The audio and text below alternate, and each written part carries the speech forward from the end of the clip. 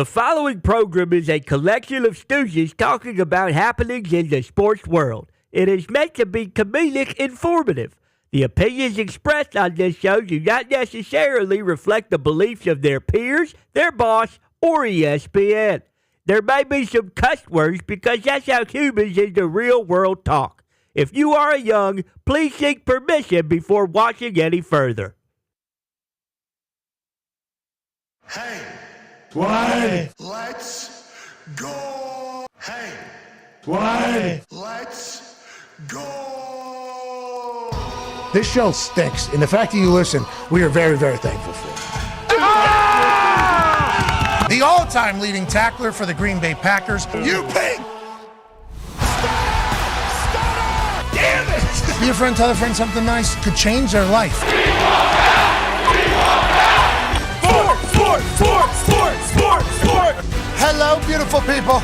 Welcome to our humble abode, the Thunderdome, on this glorious Week 2 of the NFL season kickoff Thursday, September 14, 2023. This program starts now. Football is happening this evening. The NFL kicks off its second week of action with the Vikings traveling to Philadelphia to take on the Eagles. Ooh. Injuries all across the board for both teams. Secondary in Philadelphia kind of banged up. Offensive line for the Minnesota Vikings banged up. Not a good time to have offensive line depth issues whenever you got the Philadelphia Eagles D-line coming for you. Now, does that mean the Philadelphia Eagles are going to outright win? We shall see. 6.5-point spread. They are favored. Over under at 48.5. I think we're going to see a good game this evening. Yep. Now, last week, the Philadelphia Eagles offense was not as good as the New England Patriots offense. Now, is that because they're taking on Bill Belichick, who had 5 months to prepare? Yep. Is that because they kind of stumbled out the gates? What will we see tonight out of Jalen and the boys? We shall see. And Kirk, can he survive? Ooh. Can Kirk Cousins survive tonight? Good question. We got Jalen Carter, Wide. Jordan Davis, right there, about a foot and a half away from him. Whenever he's under center, there's two unicorns right here from the same college that will basically feast, we assume, on any of the ball protector or get Kirk protected. Oh.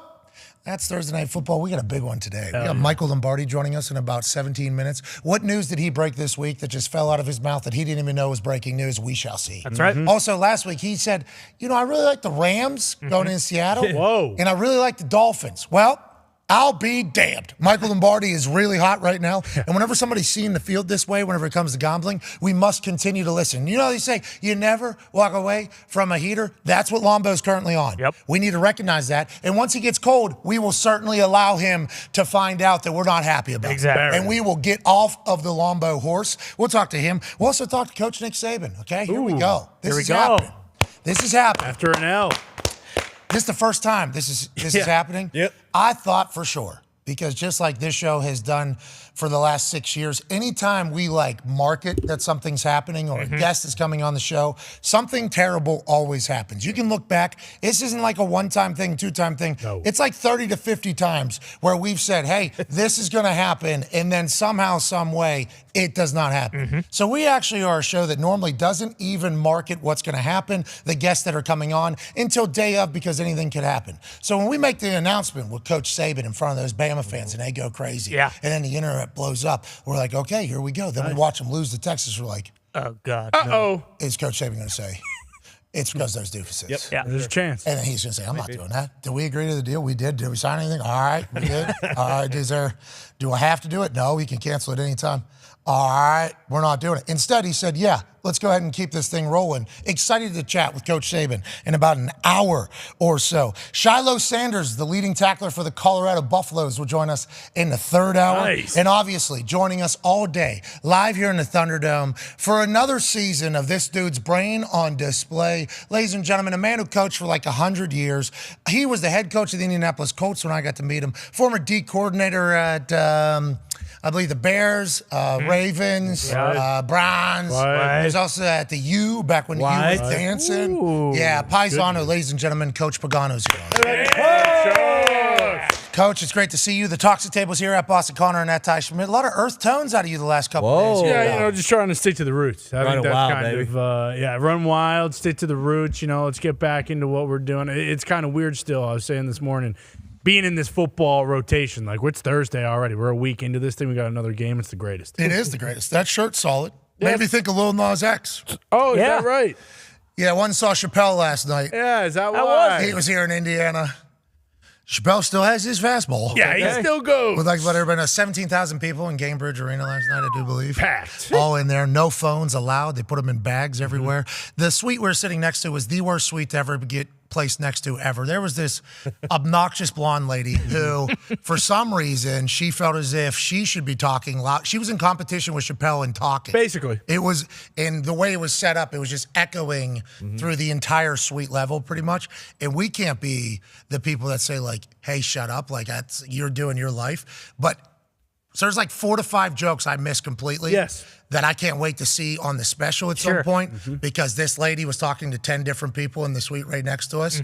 Don't know who they are, didn't meet them, didn't say anything. You have your night. You have your night. You did ruin it. Just want to let you know. Suite 51. Yeah, there it is. You are the worst group of people to ever be in public alongside. Just would like that to be known. So missed 4 to 5 of them because I was hearing a whole story about this lady and whoever she was talking to at the time. But everything else, fastball. Yes. He's got a little Nas X piece in there. That as soon as I saw your little ponies on your chest, I'm like, did Dave Chappelle talking about little Nas X make you think you're a real cowboy today? Yeah, get into it. I wish he did. But to be honest with you, I missed the little Nas X joke because of the fact that the people who were sitting next to us were actually genuinely the worst people I've ever been around. I've never been that close to standing up and yelling during a show like shut the up. But that is exactly what we didn't. We weren't the only ones thinking that. No, there was like 52 was pissed too. There was a bunch of them that were just not happy with these people, but they were living their own world. Yeah, and they were doing their own thing. And I would like to say thank you to Joe, who works for Chappelle's team. Weapon. He's a fan of the program. Nice. So he was the one that kind of got all the things set up. I got to meet Dave Chappelle last night. Pretty cool. Huh? I got to meet Dave Chappelle last night. Quick one of these. Hey, how you doing? You're a legend. You're an icon. I told him about using the Chappelle Show gif of I plead the 1, 2, 3, 4, 5th. Whenever I learned that Brett Favre was suing me, and he said, Brett Favre sued you. And I was like, made a couple jokes. They weren't as good as your jokes, obviously, but it had to be said. And then, so I don't know how Chappelle thinks that went with the meeting between he and I, but that was one of the first times I've ever been like, kind of like, okay, like kind of like a little bit of, like there was some, I don't want to say anxiety, but like butterflies? Energy. It was like a real thing. I'm like, yo, this dude's one of the most brilliant humans of all time. And then you watch his stand-up bit and it's like, he will do some elementary stuff though. Yeah, for sure. For him too. It's kind of awesome. He had that whole thing. Like some of these jokes are pretty dumb, but they're kind of for me is basically what it was. And it kind of relates to this, how some things are just for us. Yeah, he legitimately said at one point in there, he said, sometimes I'll tell a joke and it'll be dead quiet. And he said, but 5 people will be losing their mind. And I think to myself, that's good enough. Yeah. And then he said, this one is one of those. And then we're talking throw hop, fastball, gonna piss off so many people whenever it comes out. That's good comedy. Hey, Chappelle team, thank you for last night. Thank you. It's a hell of an evening. We heard a little bit of it. We didn't get to hear all of it because obviously security.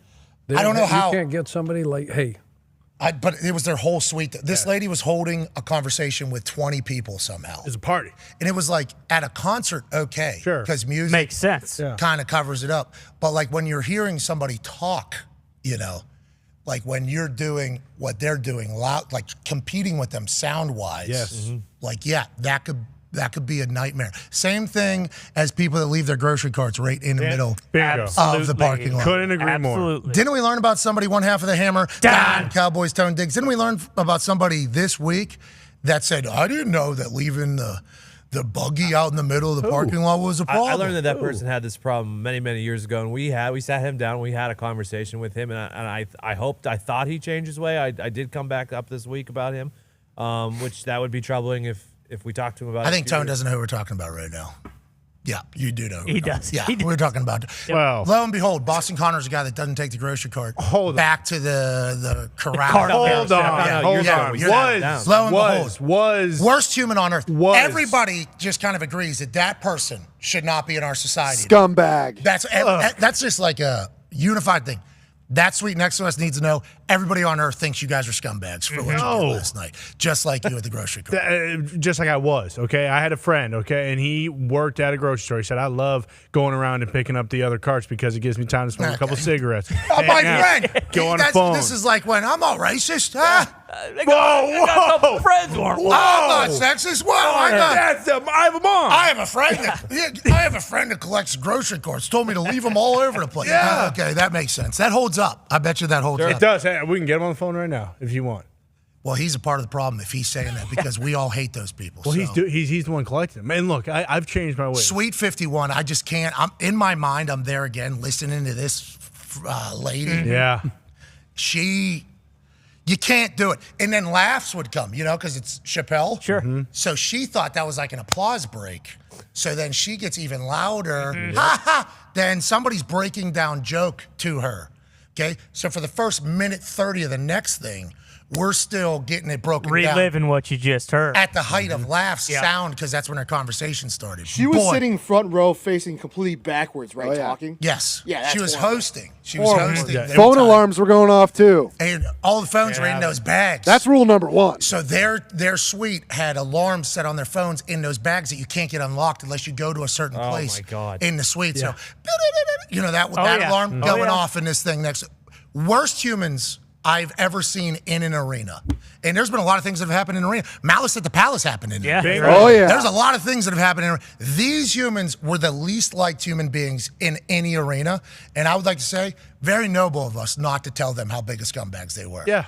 Okay? Took a lot of self-control. It honestly. did. Yeah. There was a lot of. I had to stand up at one point because I was just getting so upset. Yeah. I'm like, yo, this cannot happen. They were oblivious completely to it. So I kind of have respect for it. Like they were just kind of in their own living room in this thing, ruining the night for a lot of people. But even through, Chappelle cut through and killed it. Yeah. There you go. And people might think we were sitting right next to them. We were on the opposite side of the suite, and we could still hear them. So we weren't even the ones taking the Suite was very expensive. Yes, yeah. It Chappelle. was a wonderful don't doubt suite. it. And when we found out that Chappelle was coming, it was one of the only things that was left in the building. We're at the top here. He sold this place out.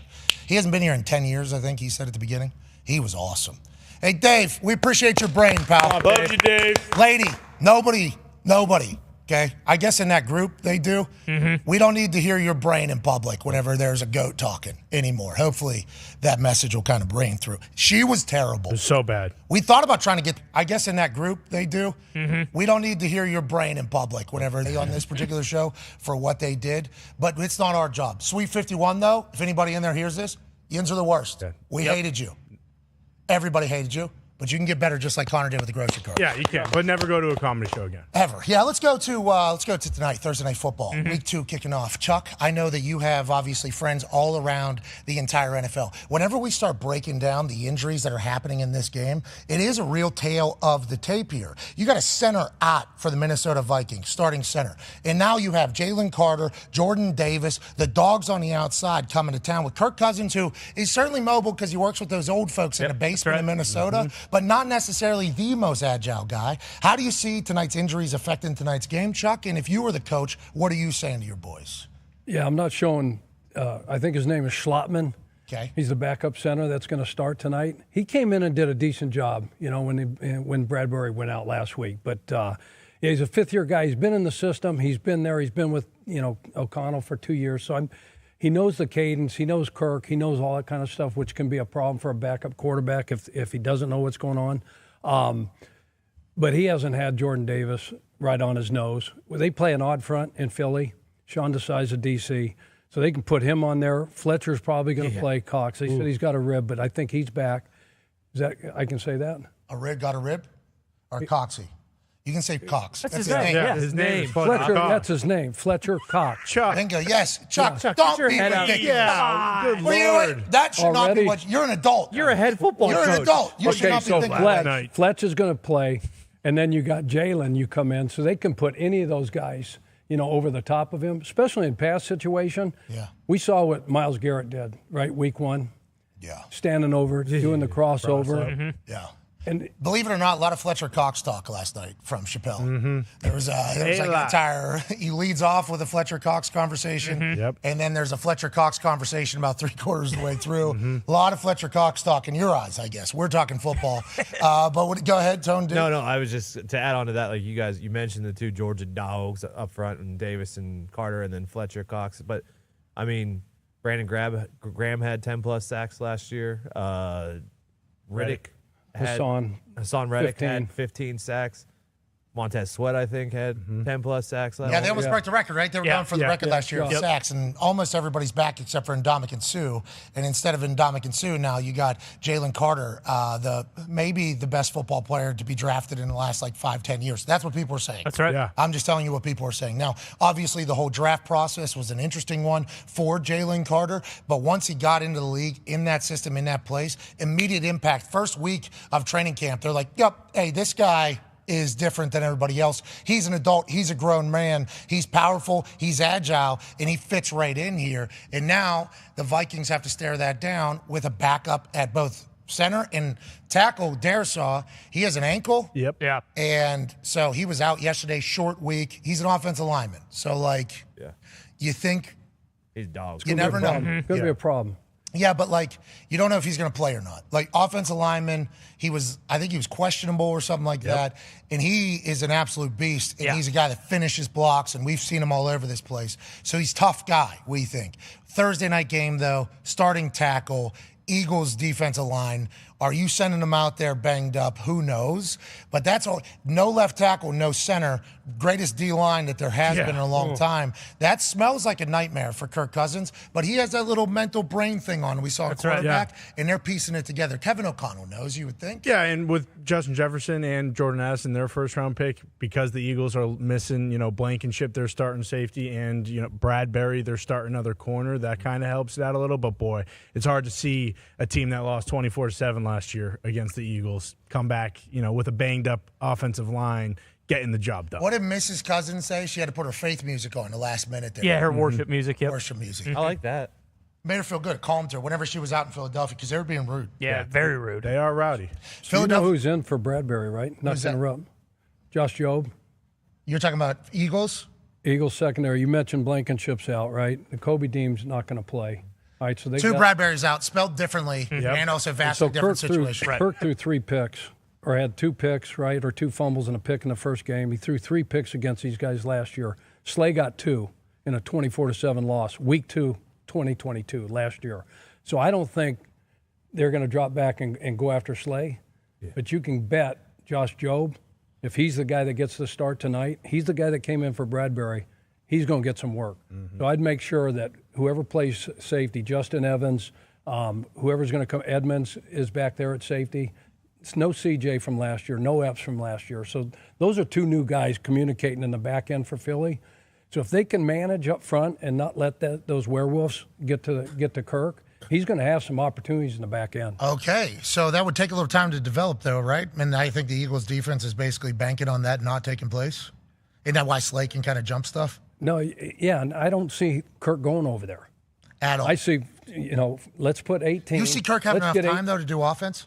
This defensive line is just ridiculous. Well, they got to go in there. They only ran the ball. He was their leading rusher last year. He had 2 carries for 20 yards.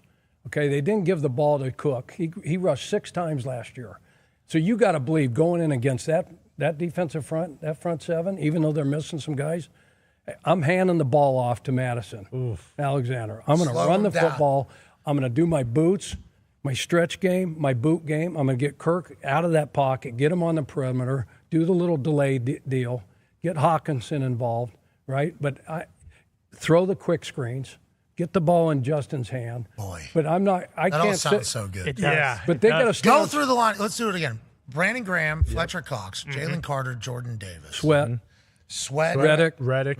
I mean, Nolan Smith, they drafted in the first round, too, and he runs a 4.39. Right. Forgot about him. Yeah, edge rusher. And they brought him in. And then they got the veteran guy, I can't remember his name. The offense, though, Philadelphia did not look but good, they right? got another veteran guy. No, No, they did not. They did not play very well. I will say the Patriots. They lean on the run game. They could not run the football against the Eagles. Yeah, because it's not just they get to the quarterback. These dudes are stout. Yeah, hard to move. Discipline feels like as well. Go ahead. Vibes-wise, though, I heard this is really good for the Eagles that Dog the Bounty Hunter will be commemorated before the game for catching the murdering escapee. I love that. He's going to be wearing an Eagles jersey. He's going to pump the crowd up. So I mean, We said this yesterday. If Dog and Leland are getting on this, rest in peace to Beth, old buddy's going to be in jail in no time. And what happened? 5 minutes after Dog the Bounty Hunter said I'm in there, another dog found old cuz out in the perimeter. Dog told him. Dog went into his body. Bloodhound. Get the bloodhound out. Dog told him what dog to use. I think it was a. It's not German. It's not a German one. It's another one they've been using. American Austrian Shepherd? Named Yoda. No. It's like a Bulgarian Shepherd? Ooh. It was a good dog. Whatever it is, it's the new That cream of the dog can crop hang. of the. It looks like a German Shepherd, but it's not a German Shepherd. It's from somewhere else. Named Yoda, 4-year-old, is the one who found this killer that was on the loose that literally just moonwalked up the brick walls to get the hell out of prison. This guy down here is going to get questioned, I think, a pretty good amount. He said, "I'm just staying his son. I don't know anything. I'm not looking out for anybody." It's a Belgian Malinois. Malinois. Okay, yeah. Those are, I think, the new dogs or Those are whatever. dogs. Those dogs are all, look at that thing. Little skinnier head. Yep. Little skinnier head. The only reason why I know this is I was kicking balls on a field here in Indianapolis, and cops were called for me being on this field, I think. Sure. It was like a private school or whatever. So canine dog shows up, or canine officer is the closest in the area, so he shows up. And he starts walking his dog out, and I'm like, all right, I don't know how this is going to go. And then the guy, a big fan, Nice. very nice, knew who I was. I was a big fan of his as well. We got into a 45-minute conversation about this dog because he threw something for this dog to go get, and this thing, like a cheetah. Yeah. And then jump. I'm like, damn, I didn't know German Shepherds could do that. Well, it's not. It's actually a Belgian Malinois. Yeah, excuse me, have a little bit of respect or whatever. But yeah, Dog the Bounty Hunter made the call for Yoda the dog to go get there. A dog called a dog to go get this killer, and then they took a picture, with him. The 30 state police, border patrol, and military folks. It was tough to see him because they were all in camouflage. Right. But they had him right there in the middle in a Philadelphia Eagles hoodie that we assume he stole from some house that he broke into.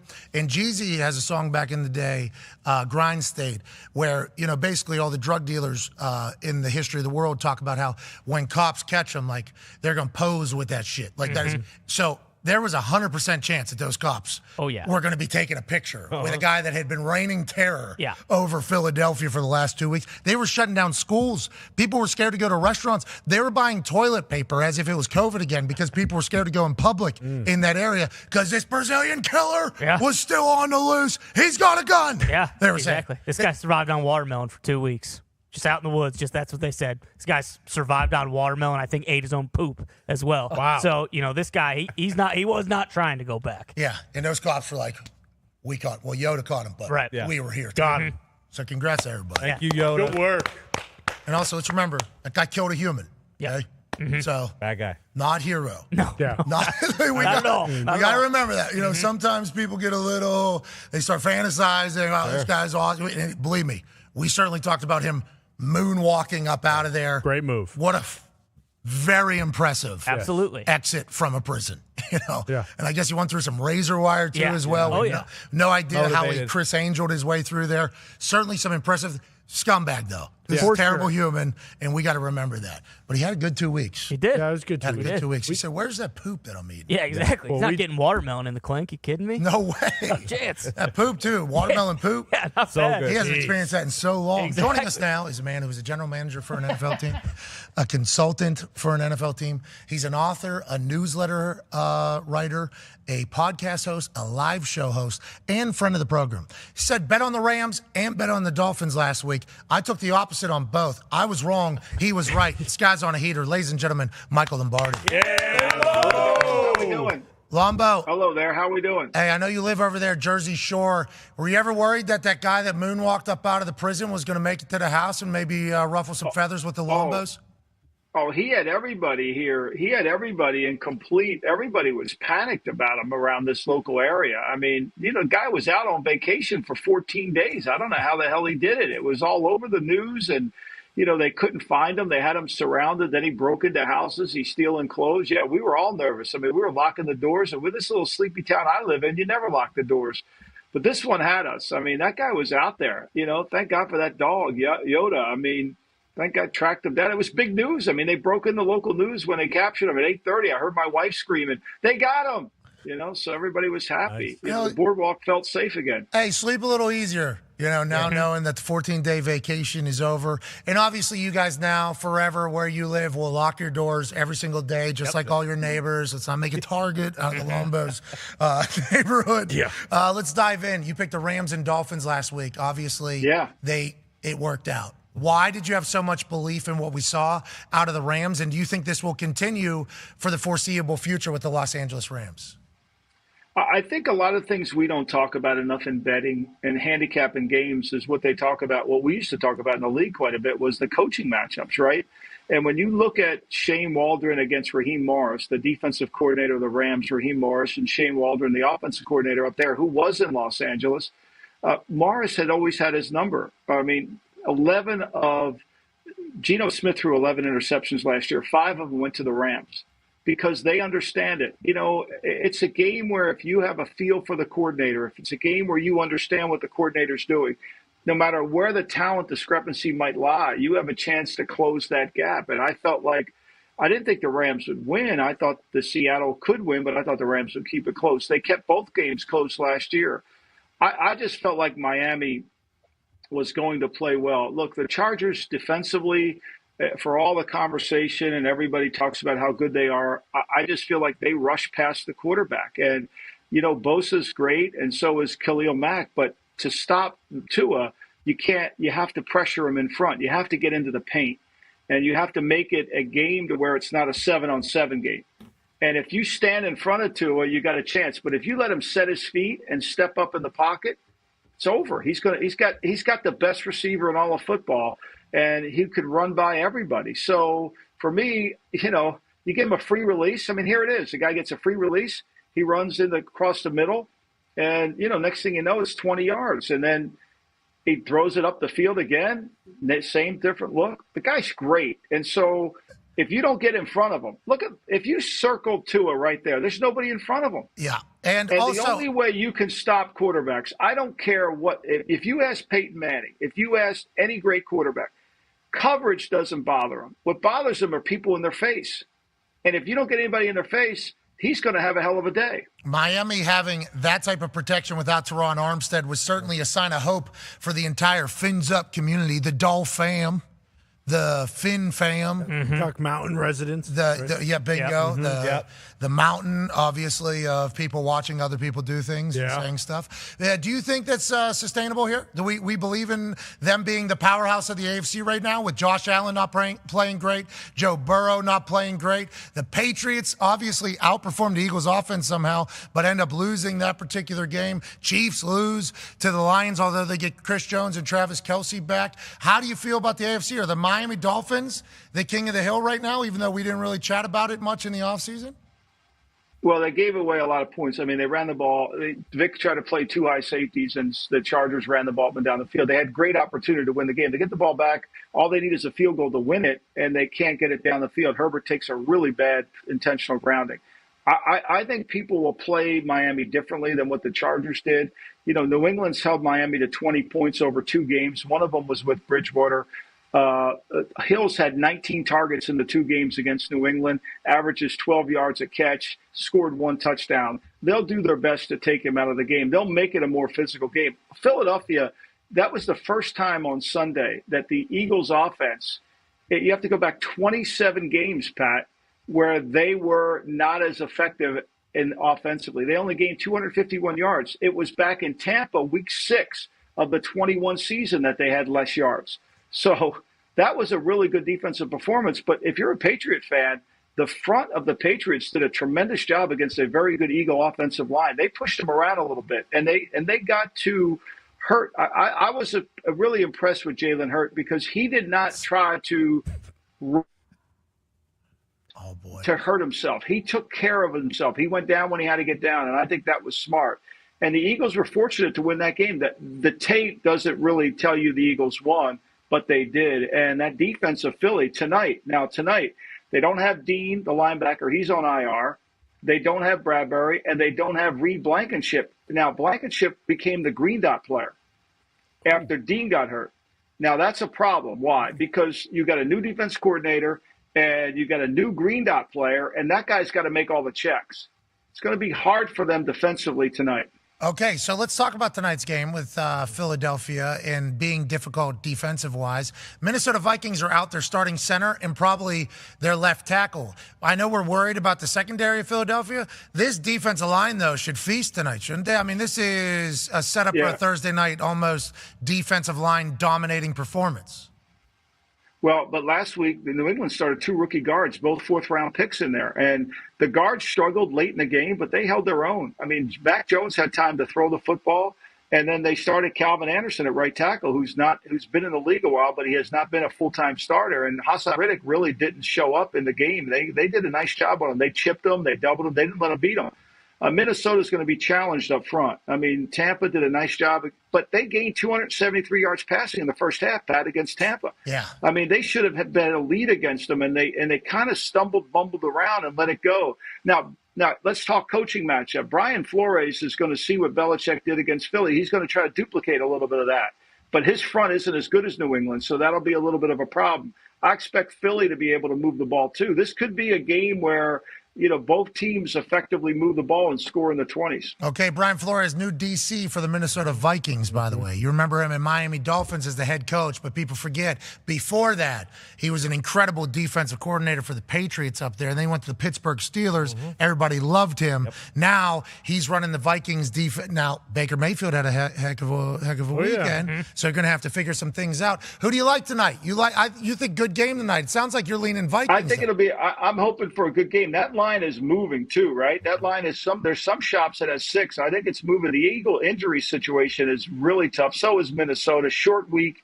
We know Cousins doesn't play great on the national television games, but he's got an opportunity against the secondary that he should be able to take advantage of. He still has Justin Jefferson. He still has Addison.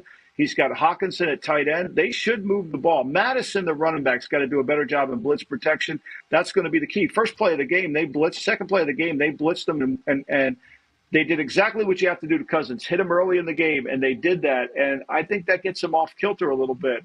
I think it'll be a high-scoring game. I think Philly comes back. I wouldn't have a play on this because I hate playing Thursday nights with all the injuries and the lack of certainty in terms of who's healthy and who's not. Okay, I appreciate that, especially with how hot you are right now. Yeah. Mm-hmm. Don't feel forced to make a pick. Well, I got some if you want some. I've gone through my notes this week. I like some games. I think, to me, this is an interesting board this week because, again, I approach it from the same way I approached it when I was in the league. The matchups. Let's go Tennessee, the Chargers. Okay. Last year, they played that game out in Los Angeles. It's a 14-10 game. Chargers got to score 10 points in the fourth quarter. Tannehill threw 1 interception. Malik Willis had to come in and out of the game. Tannehill kept getting hurt. They didn't have Jeffrey Simmons. I think this will be a different game. I would take Tennessee in the 3 points here. I know everybody thinks the Chargers are going to bounce back.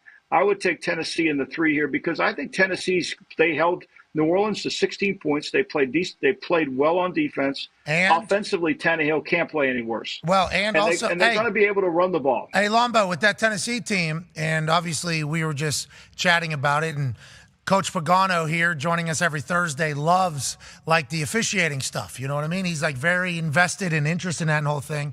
And we started looking into this past weekend's kind of discrepancy. Tennessee, I mean, they kind of got screwed. They kind of got screwed with Derek Carr, fumble, ball comes out. I don't know. Yeah. Well, you're talking to 2X Raiders. We live in the world of getting screwed. You're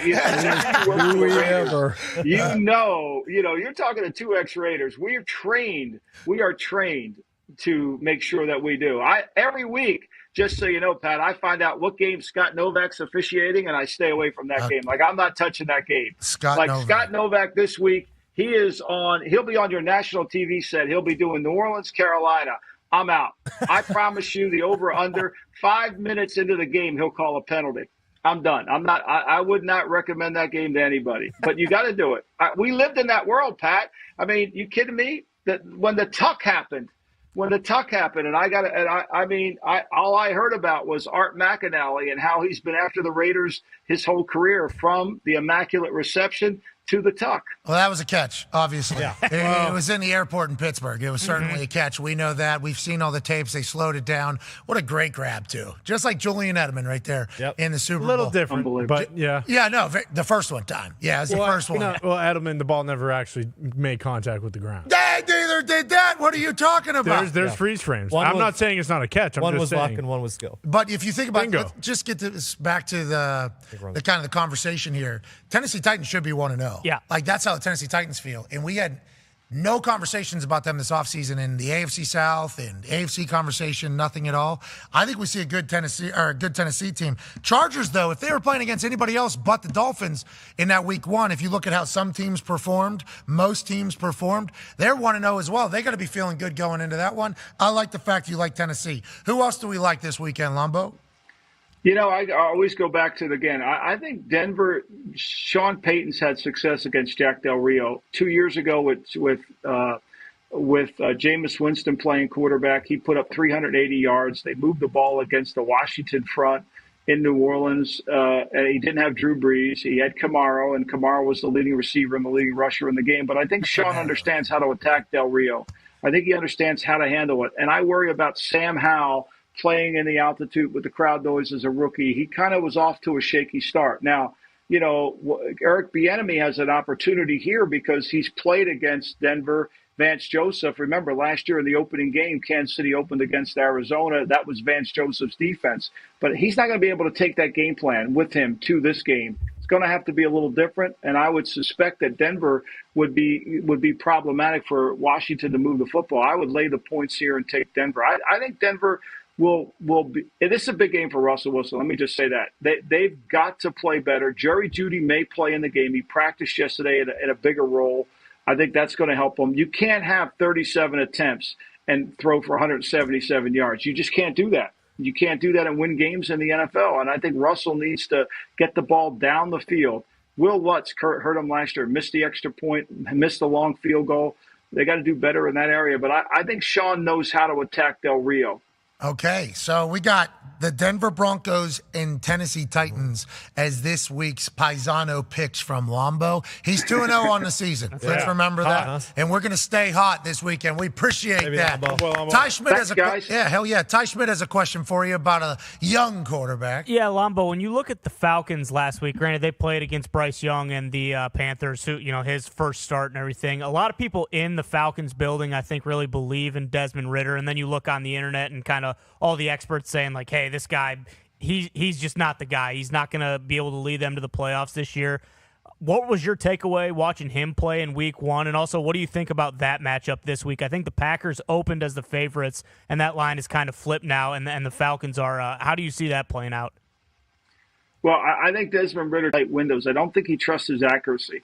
He was 15 for 18 last week for like 120 yards. You're not beating anybody throwing for that, 18 attempts. And so, but I think he's really scared. And when you watch the last 4 games of last year, he didn't want to throw it into any conflict. He wanted to protect the football as best he could. And when you do that, you don't make any plays. You've got to be able to throw the ball into tight windows to win. And I don't think he trusts his accuracy. And Arthur Smith does an incredible job of game planning the run. Walker, the linebacker for the Packers, may not play. He's in concussion protocol. That could be a real issue. Punt return. That could be an issue. I think that could be. But I think Green Bay did a really good – I thought what Matt LaFleur did last week was he decided to run an offense that fits his quarterback, right? There's no more Aaron Rodgers offense because he's not there. And he featured Aaron Jones. A.J. Dillon didn't have a great game, but they tried to get him the ball. Jones is with a hamstring too. I don't think Watson's going to play – but I think Dobbs played last week.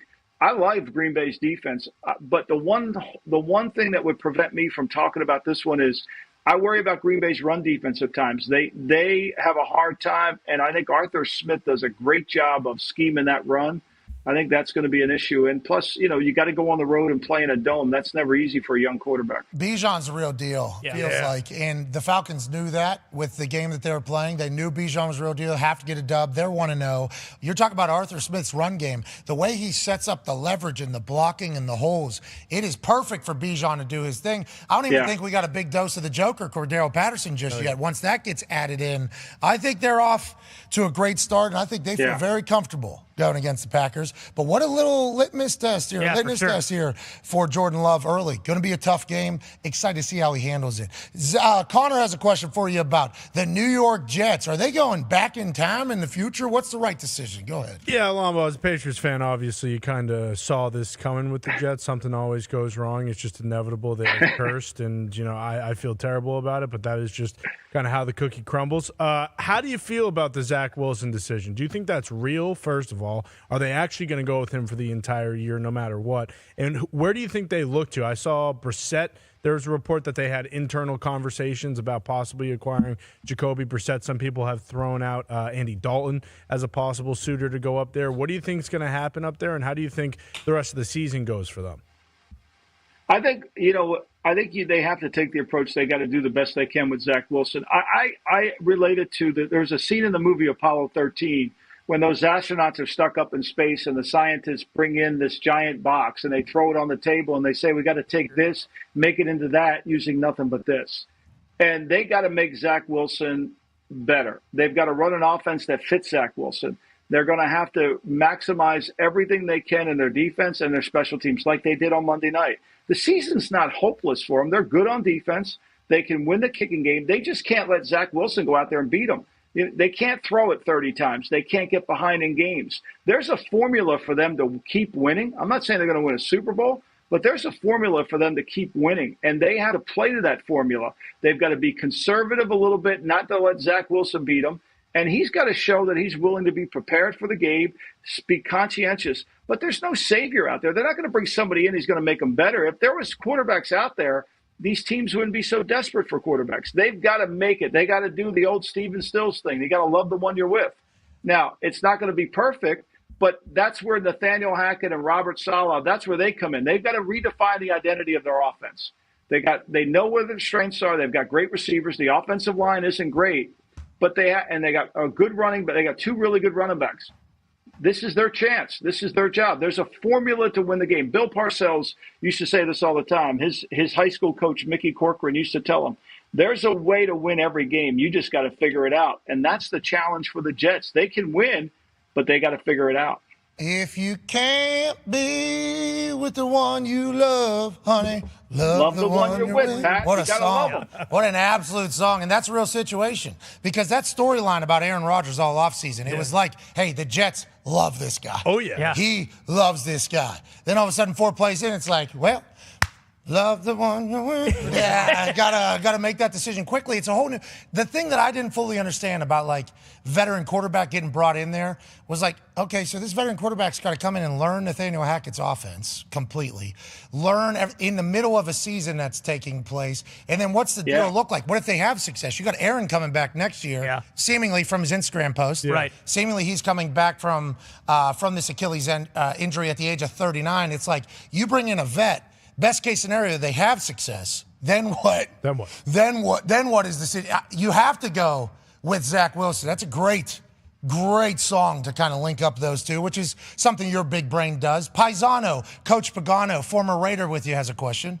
Yes. Hey, Lombo. Good to see you, man. Congratulations on the book as well. Hell yeah, Lombo. Thank you, guys. I appreciate you. Thank you so much. Hey, so I saw your comments, and I felt the same way watching that Chargers game against Tua and the Dolphins and Tyreek. You go back to last year, right? They won that game 23-17, and you saw the defensive plan. They held Tua, I think, to a season low as far as pass yards. Tyreek had one play, the corner 43 fell down on him. And so I'm going to ask you as a former GM, like you're Tom Telesco, right? And you've got this unbelievable quarterback. You got these aliens on offense that you can score points, right? What kind of conversation would you have one at this point? What kind of conversation would you go into Brandon and say, look, because it was a head scratcher, like play all that man coverage when he played a bunch of like disguised Tampa last year, jam reroute, let the rush get home. Your point about rushing the middle of the pocket, not letting him step up. What's the conversation you'd have, if there is one? The only way I would say this to him, I'd say, Brendan, I'm not second guessing. I'm not first guessing. I'm second guessing. I'm not second guessing. I'm telling you this from the start. We have to play to our strengths, and we've got to be able to make the other team play left-handed. We're not good enough to go out there and swing toe-to-toe. Nobody is. And if we don't use our intelligence to make the other team play left-handed, if we lost to Miami and somebody else beat us, then I'm okay with it. But if we go to the game saying we can't let Tyreek Hill beat us and he beats us, that's on us. That's not on the players. We didn't do our justice to the players. This is a big Al Davis thing. Like, did we give our players a chance to really be the best they could be?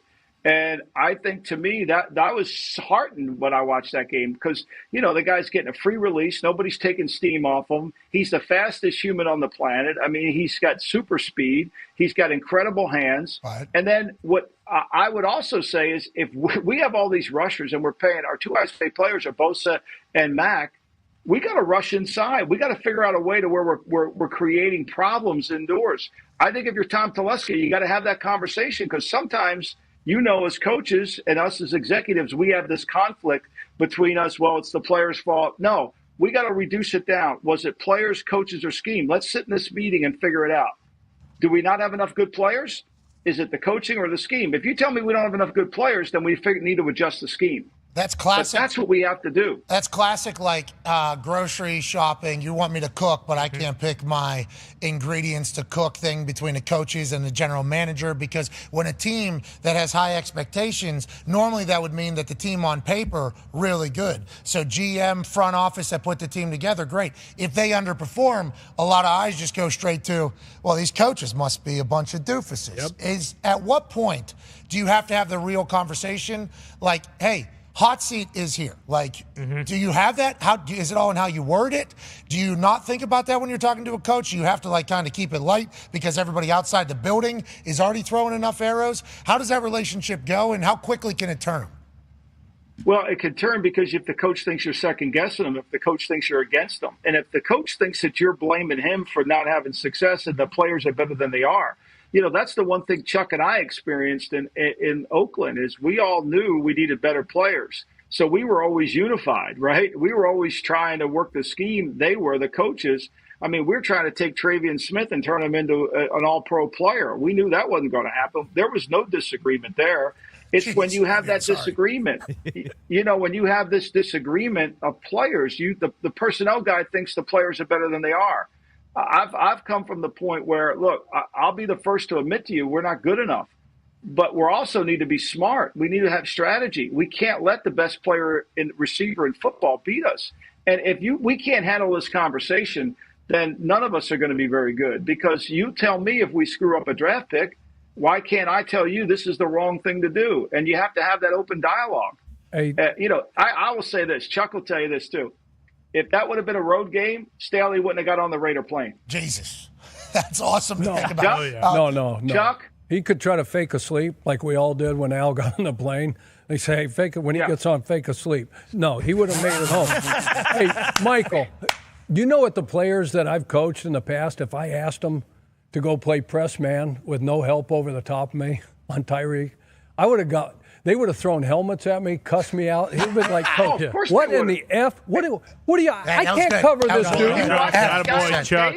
They would have said to you, Chuck, have you watched this guy on tape? I can't cover that guy. They would have done that. I mean, look, you could have pretended you were asleep on that plane flying home, but I promise you would have got the finger right into your chest, and you would have had a bit of attention. Hey, when they told me that, would have been. And when you were done, you were going to need about 8 showers. Hey, when they told me that, right? They said, hey, when you get on, chat. He gets on because you don't want to no eye contact, and you don't want to have a conversation with the dude, especially after a bad game. So I'm like, there's no way, right? So they're at first class. I'm in that row right behind first class. He walks on the plane. Everybody's like chattering this, that, and the other. And then next thing it's like adults. These are NFL coaches. Everybody's asleep. These are adults. These are adults doing that. What a hilarious scene. That's the highest level, baby. And I had to sit next to him, and I had to take it. And I had to sit there and listen and take it.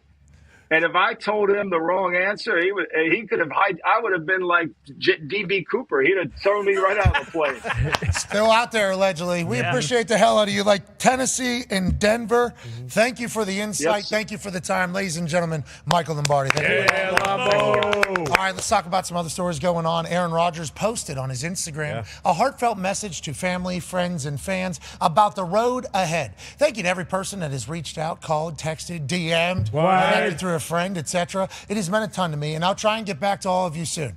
No chance.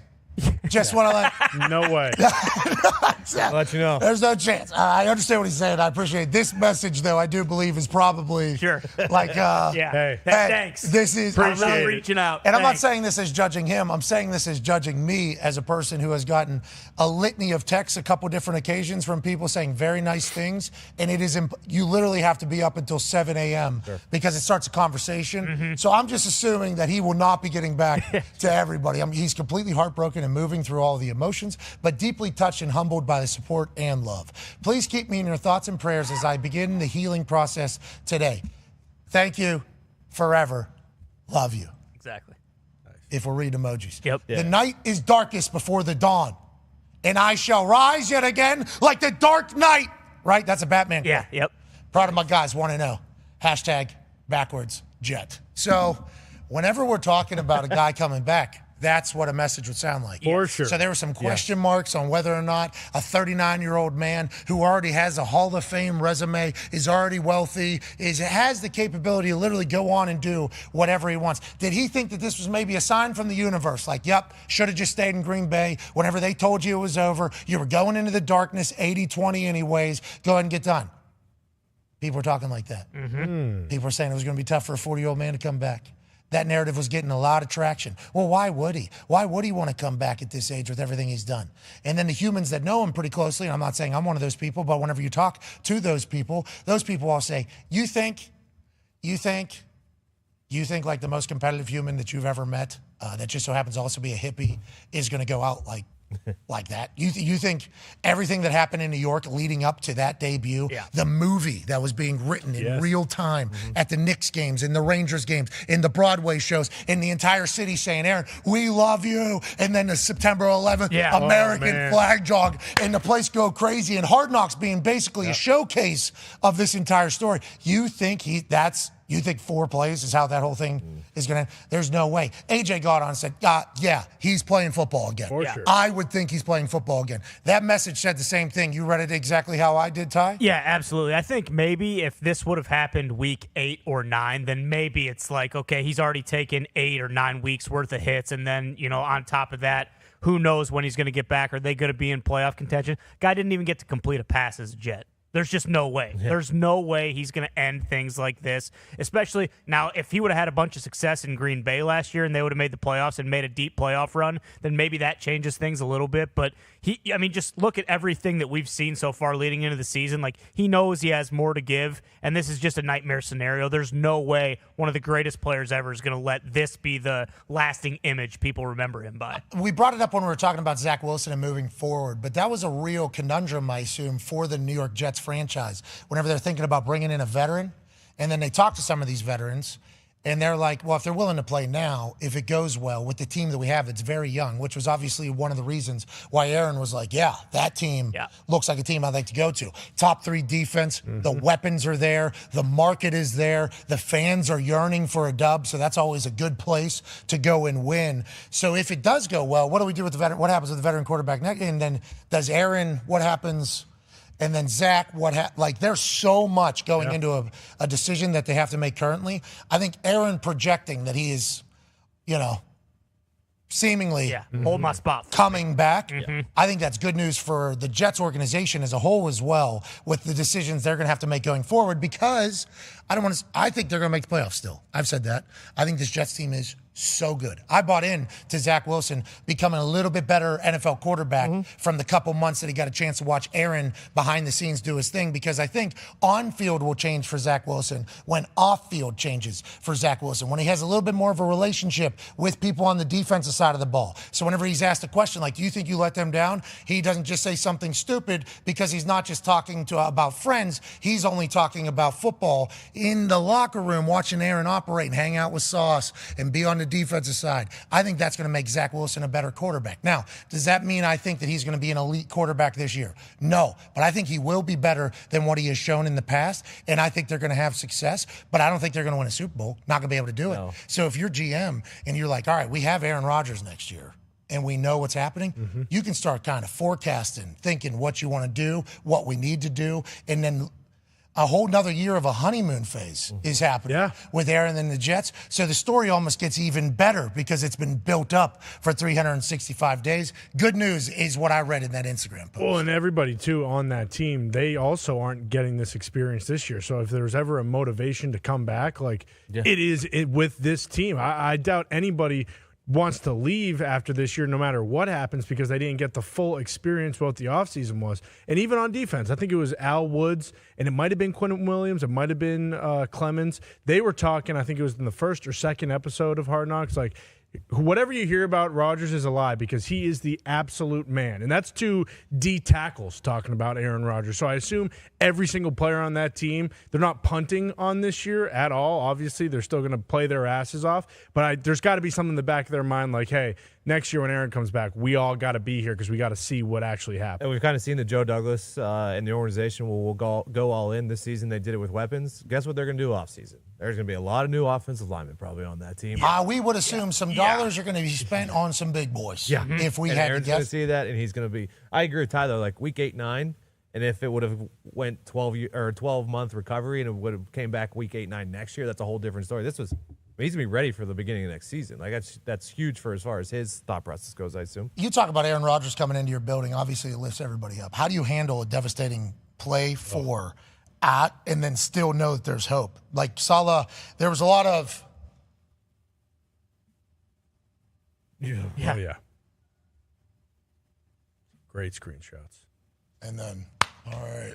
And you know what he's doing. Then 10 minutes you know later, what he's Salah. doing that whole time? He's trying to figure out in his own mind, what the hell am I going to say to these Yes, that's what I'm saying. Like, that is a lot for him to have to figure out. What's the messaging? Because he's got to get these guys to believe now. It's just the reason why we're believing for the entire offseason is because we have a guy named Aaron Rodgers here. Yes. Now, Aaron Rodgers is not here. Hey, we still got a good enough team. We just beat the Buffalo Bills. I guess that is probably what he's saying. That's what he's leaning on. You have to. You remember when I walked in and we lost all the quarterbacks, right? Yeah. We signed Lindley and Freeman on a Tuesday, and I told everybody to say, don't watch practice. Yeah. That's what Chuck said. So he walked in and did the same thing and said, hey, Zach's our guy. This is his team. We got a lot of faith in him. That's hard to do. Yeah, I agree. The messaging is the thing, but those shots of him just standing on the sideline. Man. Son of, I should have done things a little differently. Lisa. Hour 2, we'll be on the other side of this break. Be a friend, tell a friend something nice. Take 3. He's saying don't go off the top, it's too shallow.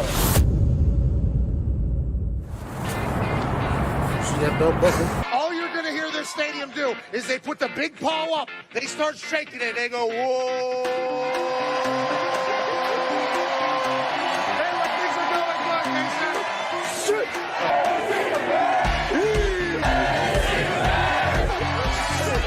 yeah, he loves the defensive side of the ball. He said yesterday to me that this is a blue-collar team. They win it on special teams. They have 5 block kicks this season. The defensive side of the ball, Lynch leads the Big 12 in sacks. But also on the offensive side, Denzel Mims is an absolute animal. He is a weapon. Charlie Brewer, the quarterback from Lake Travis. His dad was a quarterback in Texas. Yeah. His grandpa was a quarterback in Texas. And the people here in Waco just so happen to get a chance to see Charlie Brewer on a daily basis. Okay. Hey.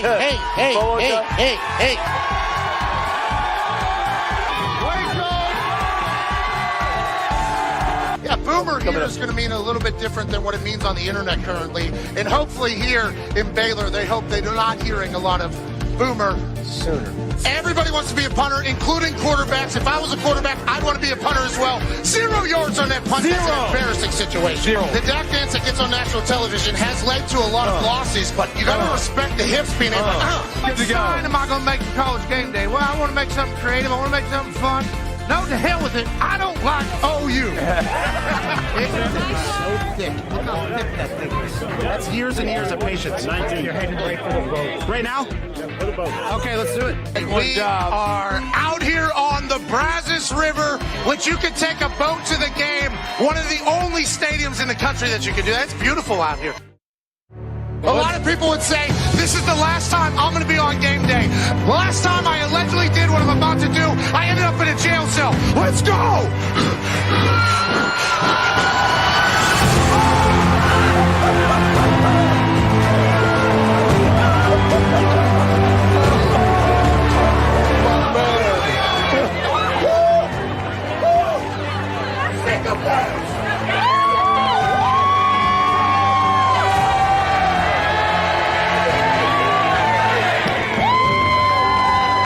Bad decision. Bad decision. The boot kickers are getting a little wet down here. A lot higher than I thought. You look like Ric Flair.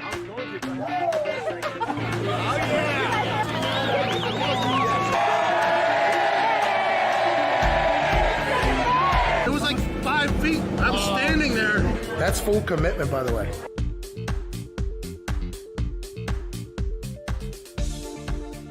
The following program is a collection of stooges talking about happenings in the sports world. It is meant to be comedic informative.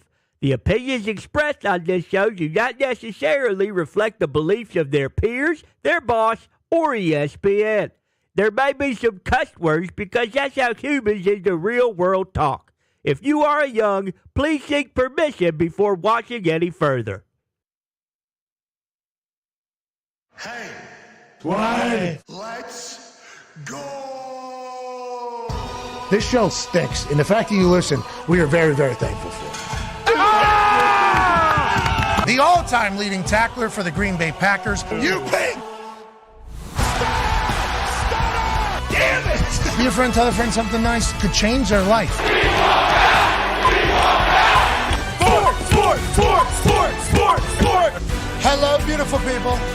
Welcome back to our humble abode, the Thunderdome, on this Week 2 NFL Kickoff Thursday, September 14th, 2023. Hour 2 of this program starts now. Football is happening tonight as the Minnesota Vikings travel to the Philadelphia Eagles in a 6-point to 6.5-point spread affair where the Eagles are favored, but both teams have injuries all over the field. We'll be diving into this, obviously, for the next couple of hours. We'll also have Coach Saban joining us here in about 4 minutes, I do believe. The Toxic Table is here at Boston Connor and at Ty Schmidt. One half of the Hammer, Dahn. Cowboys Tone Diggs is here.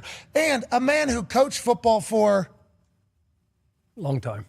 Indianapolis Colts D coordinator in the NFL and in college, Chuck Pagano. Joining us live from an attic in Ohio is a man who is a college football national champion, a Super Bowl champion, the all-time leading tackler for the Green Bay Packers, a multiple-time COVID survivor, father of 10, ladies and gentlemen, the president of Ohio, AJ Hawk. AJ, how you doing, pal?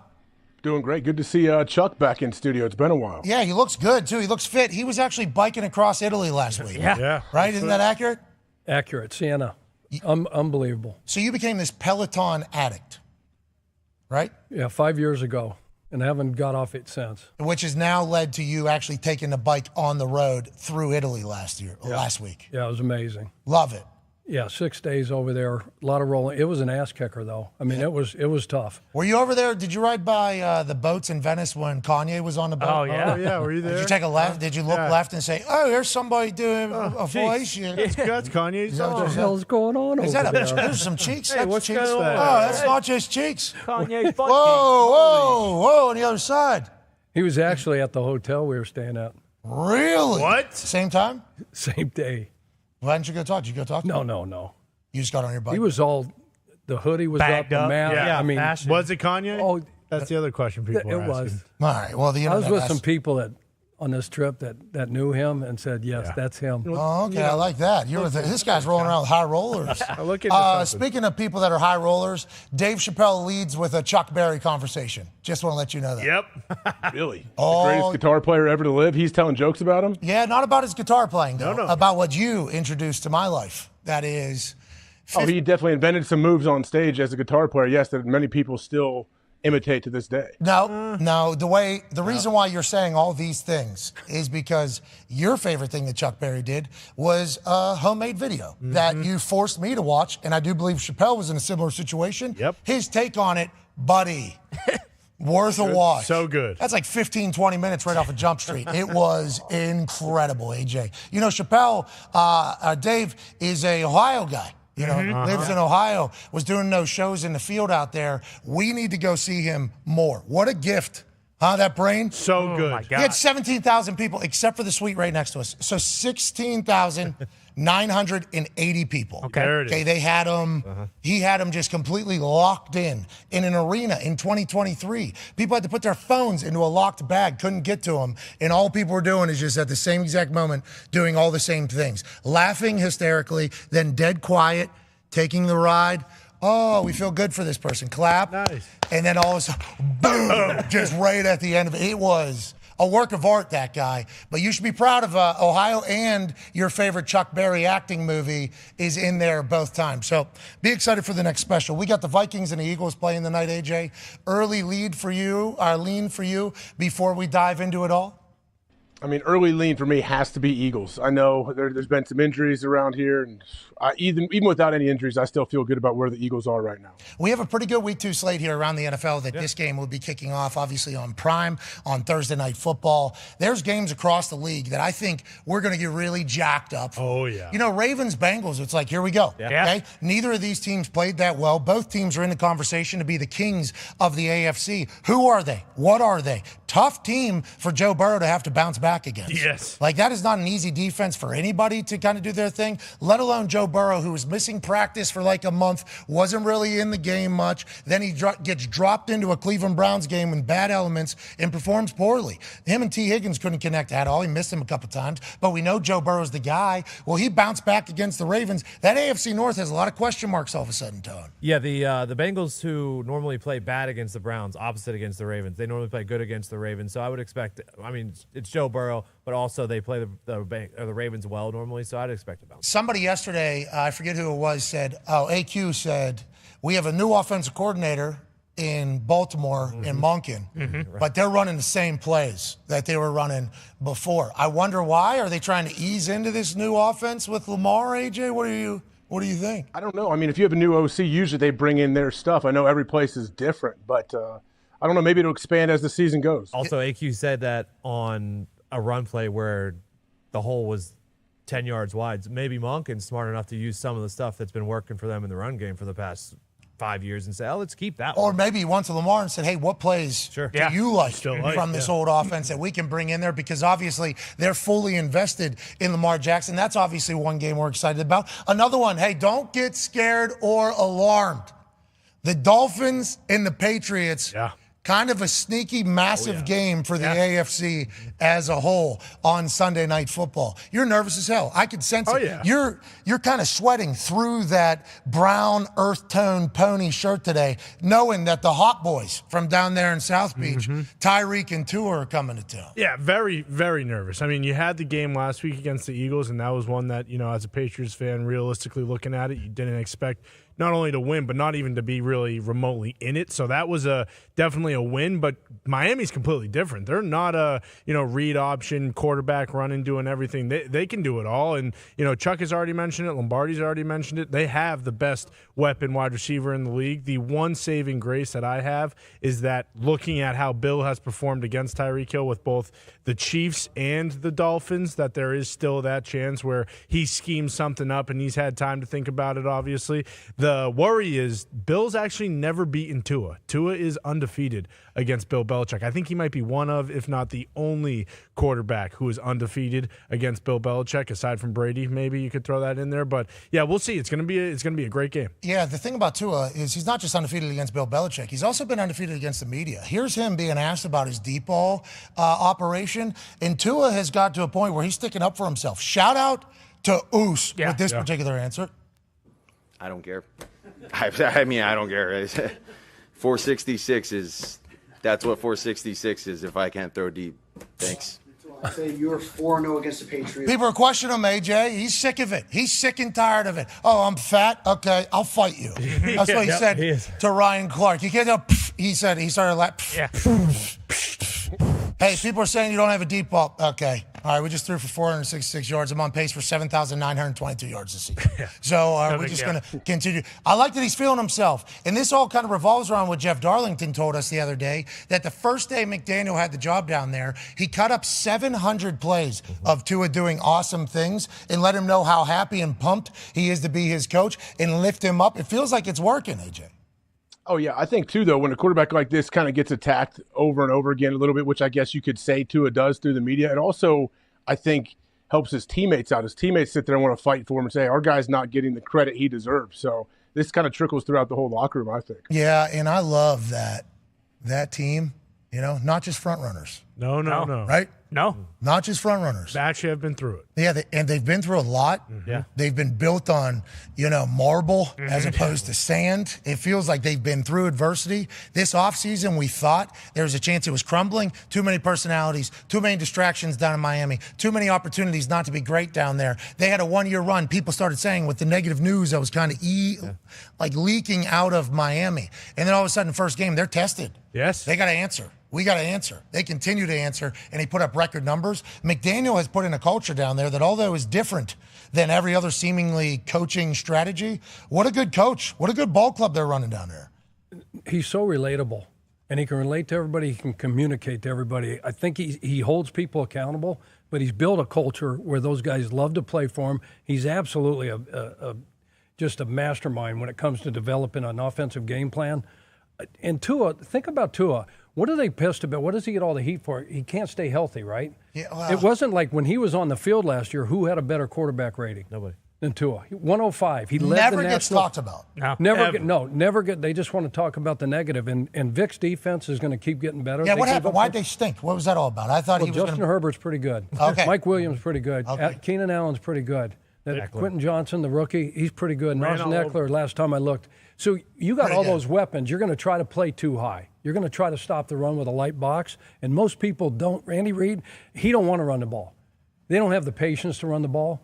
Well, they did, and that's what hurt them, And so, yeah, that defense is going to keep getting better. They're going to keep, communicating better, learning from the last game, and so. Vic Paisano, good coach, huh? Yeah, very good. Very, very good. They're saying that Think was about like the last a sneaky drive. pickup of the season. Yeah. They didn't really pressure him a whole lot, but you look at the last drive when Herbert had to go down the field to get a field goal. They won by 2, right? Mm-hmm. So field goal beats their ass, right? So they get the intentional grounding. Okay, then he runs a pressure, and then he pressures again. So the timing was absolutely perfect. He brought a nickel. He had the whole defensive line over to the left side. The center turn, it was a 4-man slide. Oh, you think he started seeing the field well there whenever he had to? You think Vic Fangio, good call at the right time?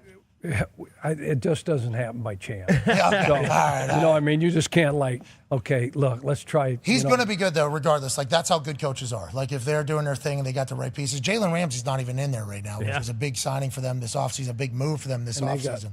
Jalen Phillips, did you watch him rush the passer? Man. Bit of an athlete. Opposite of Chubb. Lanky. That guy's going to, and that Javon Holland in the back end as a safety going into year 3 is an absolute, they got dudes. When they get Ramsey back and Christian Wilkins, he's playing with a massive chip on his shoulder. Yeah, I would say. He's playing for a bag, as is Chris Jones, who's back at practice for the Kansas City Chiefs. Ooh. Chris Jones, Travis Kelce, big hug at practice yesterday, because remember, Travis Kelce was on his New Heights podcast alongside his brother, who has a docuseries out on Amazon right now. Yeah, Kelce, it's just one movie. It's an hour 45. It is so good, and Travis is a big part of it. Okay, so Travis actually said on the New Heights pod with Jason Kelce, he said, Chris Jones, you're scaring me, bud. You could see that Travis Kelce had a lot of admiration for Chris Jones. And then at practice yesterday, we're back, huh?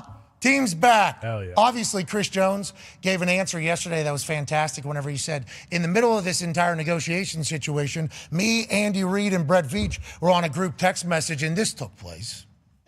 I think you as reporters and fans kind of miscrew the contract thing. it's never personal. I don't think I started hating Coach Reed or I started disliking Veach. I love Veach. You know that he knows I love him. We had on and off conversation throughout it all. Coach Reed, I love him too. Me and him still calling texts. We actually got a group text. Veach said that I retweeted a picture where it was like Chris Jones after season, Chris Jones off season, where I was big with no neck. And we actually had a little joke about that through the midst of it. So I don't think our relationship was affected. You could see how it could maybe get personal whenever you're asking for a raise and your bosses say no, but it sounds like through it all they were in contact, which leads us to believe that whenever Andy Reid said, I'm just worried about the people that are here and moving on, Andy Reid wasn't meaning to send any shade. It was just a matter of fact with Chris understanding the situation, Andy understanding the situation, and Veach understanding the situation. I'm happy they get a deal done, but if you're a Chiefs fan, thank God Defensive Player of the Year doesn't look like he looked in the offseason. He is slender and yoked, and now he's still chasing a bag, right? He's still chasing a bag right now. He's 70 million deep already whenever it comes to money, but he's trying to prove something instead of legacy. Good for the Chiefs after a week 1 loss to the brand new Lions. AJ. Yeah, I would say, don't you think it's pretty beneficial to have a highly motivated Chris Jones back on your squad? I mean, that guy, he's an absolute game wrecker. I'm sure Chuck could talk about what it's like when you have a guy like that can disrupt everything from the middle too. So I think he's going to have a big impact on his first week back. Yeah, I think so too. Can't wait to see the Chiefs. Speaking of can't wait, I can't wait for what we're about to do right now. Hell yeah. Ladies and gentlemen, there's a man who is a 7-time national champion, a man that is still in his profession in which he is the GOAT of. We're getting a chance to witness greatness, and this season, we're going to get a chance to chat with him every single week. Ladies and gentlemen, the greatest college football coach of all time, Coach Nick Saban. Yeah, Coach, how you doing? I'm great. How you guys doing today? Okay, pumped up, jacked up. I woke up this morning. I said, listen, we have a chance to chat with somebody who's the greatest in the history of time in their particular field. That type of stuff gets me excited. So we appreciate you. Yeah. You need to know that. We appreciate the hell out of you, Coach. I appreciate y'all having me. Okay, let's dive into this. Whenever this was announced last week on Friday, whenever you came on our show that you were going to join us every single week, there was obviously a lot of people that were excited to hear you talk in a different fashion throughout an entire college football season. Then I saw a contingency of people that were saying, oh, this means Nick Saban's done. He's retiring soon. If he's willing to do something like this, it's got to be the end is near. Then I talk to people that are close to you, and they say, like, Coach Saban will never be near the end because what Coach Saban loves to do is lead and gel and mold a team. So although people think he's going to be done, when push comes to shove, Coach Nick Saban is always going to have to coach to basically survive. Do you view it that way? And do you hear all the chatter about your future? I assume you have to. Yeah, it's kind of laughable, but I guess I would ask you, when's the first time you heard that I was going to retire? That started about 5 years ago.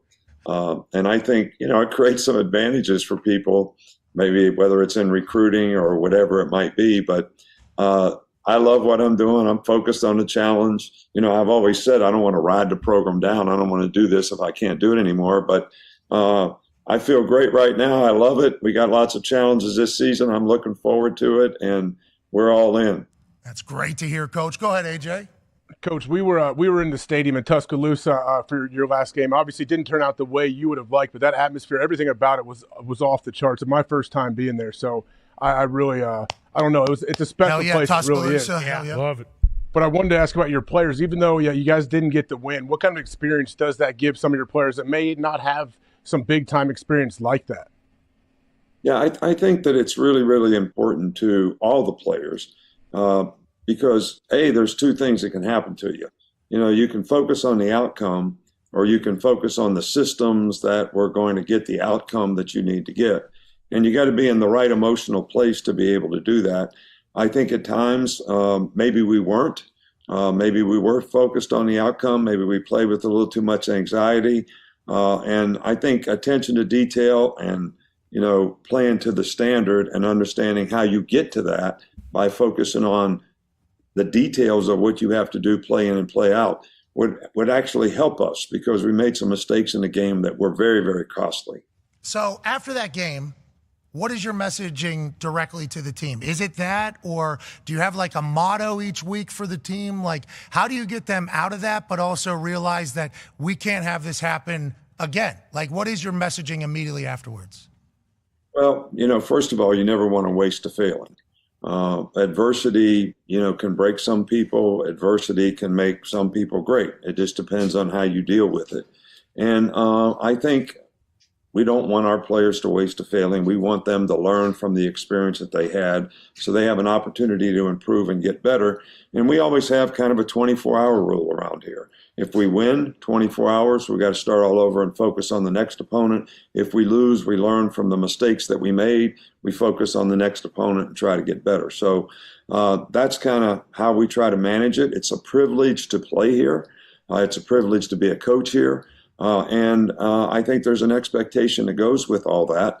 But I think we have to embrace that challenge, and everybody should embrace it and be committed to doing the things they need to do to improve and get better. I was told that after a win, Coach Saban, a little bit more, reading a press clip, this ain't happening. After a loss, a little bit different, a little softer. Do you feel that's real? No, I think that's probably right. I think that that people are going to be affected by external factors. So regardless of how much we talk about, the standard comes internally, motivation comes externally, we still are all affected by what happens externally. So if everybody's hearing how great they are, sometimes you need to get on them a little bit to make sure that they're not going down that road. And sometimes when they're getting criticized a lot, you need to pat them on the butt. There's a time when you got to pat them on the butt. There's a time when you got to kick them in the butt. And there's a time when you just got to not say anything. And knowing how to do that and when to do it's probably pretty important. Well, yes. And that's why you, by the way, are, put the goat head on. Oh, yeah. That is why I think that's a big part of coaching is finding the right time to deliver the right message to Milroe. What is your messaging to him? I mean, I think he's a guy, whenever there's a lot of people saying a lot of things. I assume in Alabama, we're not down there, although we enjoyed our time in Tuscaloosa. We're not there day to day. I assume it's loud there about the starting quarterback at Alabama, especially following Bryce Young, who's considered maybe the most talented of all time. What's your messaging to your quarterback, and how do you feel like he's going to respond or bounce back? Well, I think that the quarterback position probably always gets a little too much credit when things go well, and they probably also get a little bit too much criticism when things don't go well. That's sort of the nature of the beast, and everybody needs to understand that. But I think the quarterback position is like every other position. If you want security in your position, you have to play well, and that's what every position on our team and every player on our team should be their mindset. So what do you have to do to correct the things you didn't do well and give yourself a better chance to create value for yourself in terms of how you play, but also that's going to benefit the team. And I think one thing about the quarterback position is you got to be the point guard. You're the point guard first. You're going to distribute the ball, each and every play. And you're not the shooting guard. So you don't have to worry about making plays or forcing plays. You have to worry about distributing the ball to the right guy and not turning it over. So if there was one thing that we would evaluate by the offense last week, and this is not just about the quarterback, this is the whole offense, because if the people around you don't play well, quarterback may be the most difficult position in ball to play, in any kind of ball. So we got to get the people around the quarterback to play better. And we can't have so many drive stoppers. We had 6 penalties on offense, 2 of them negated touchdowns. All right, so that's 6 things. All right, we had 2 turnovers. That's 8. We had 1 drop ball. That's 9. And we had 5 sacks. So that's like 14 or 15 what I call drive stopping type plays.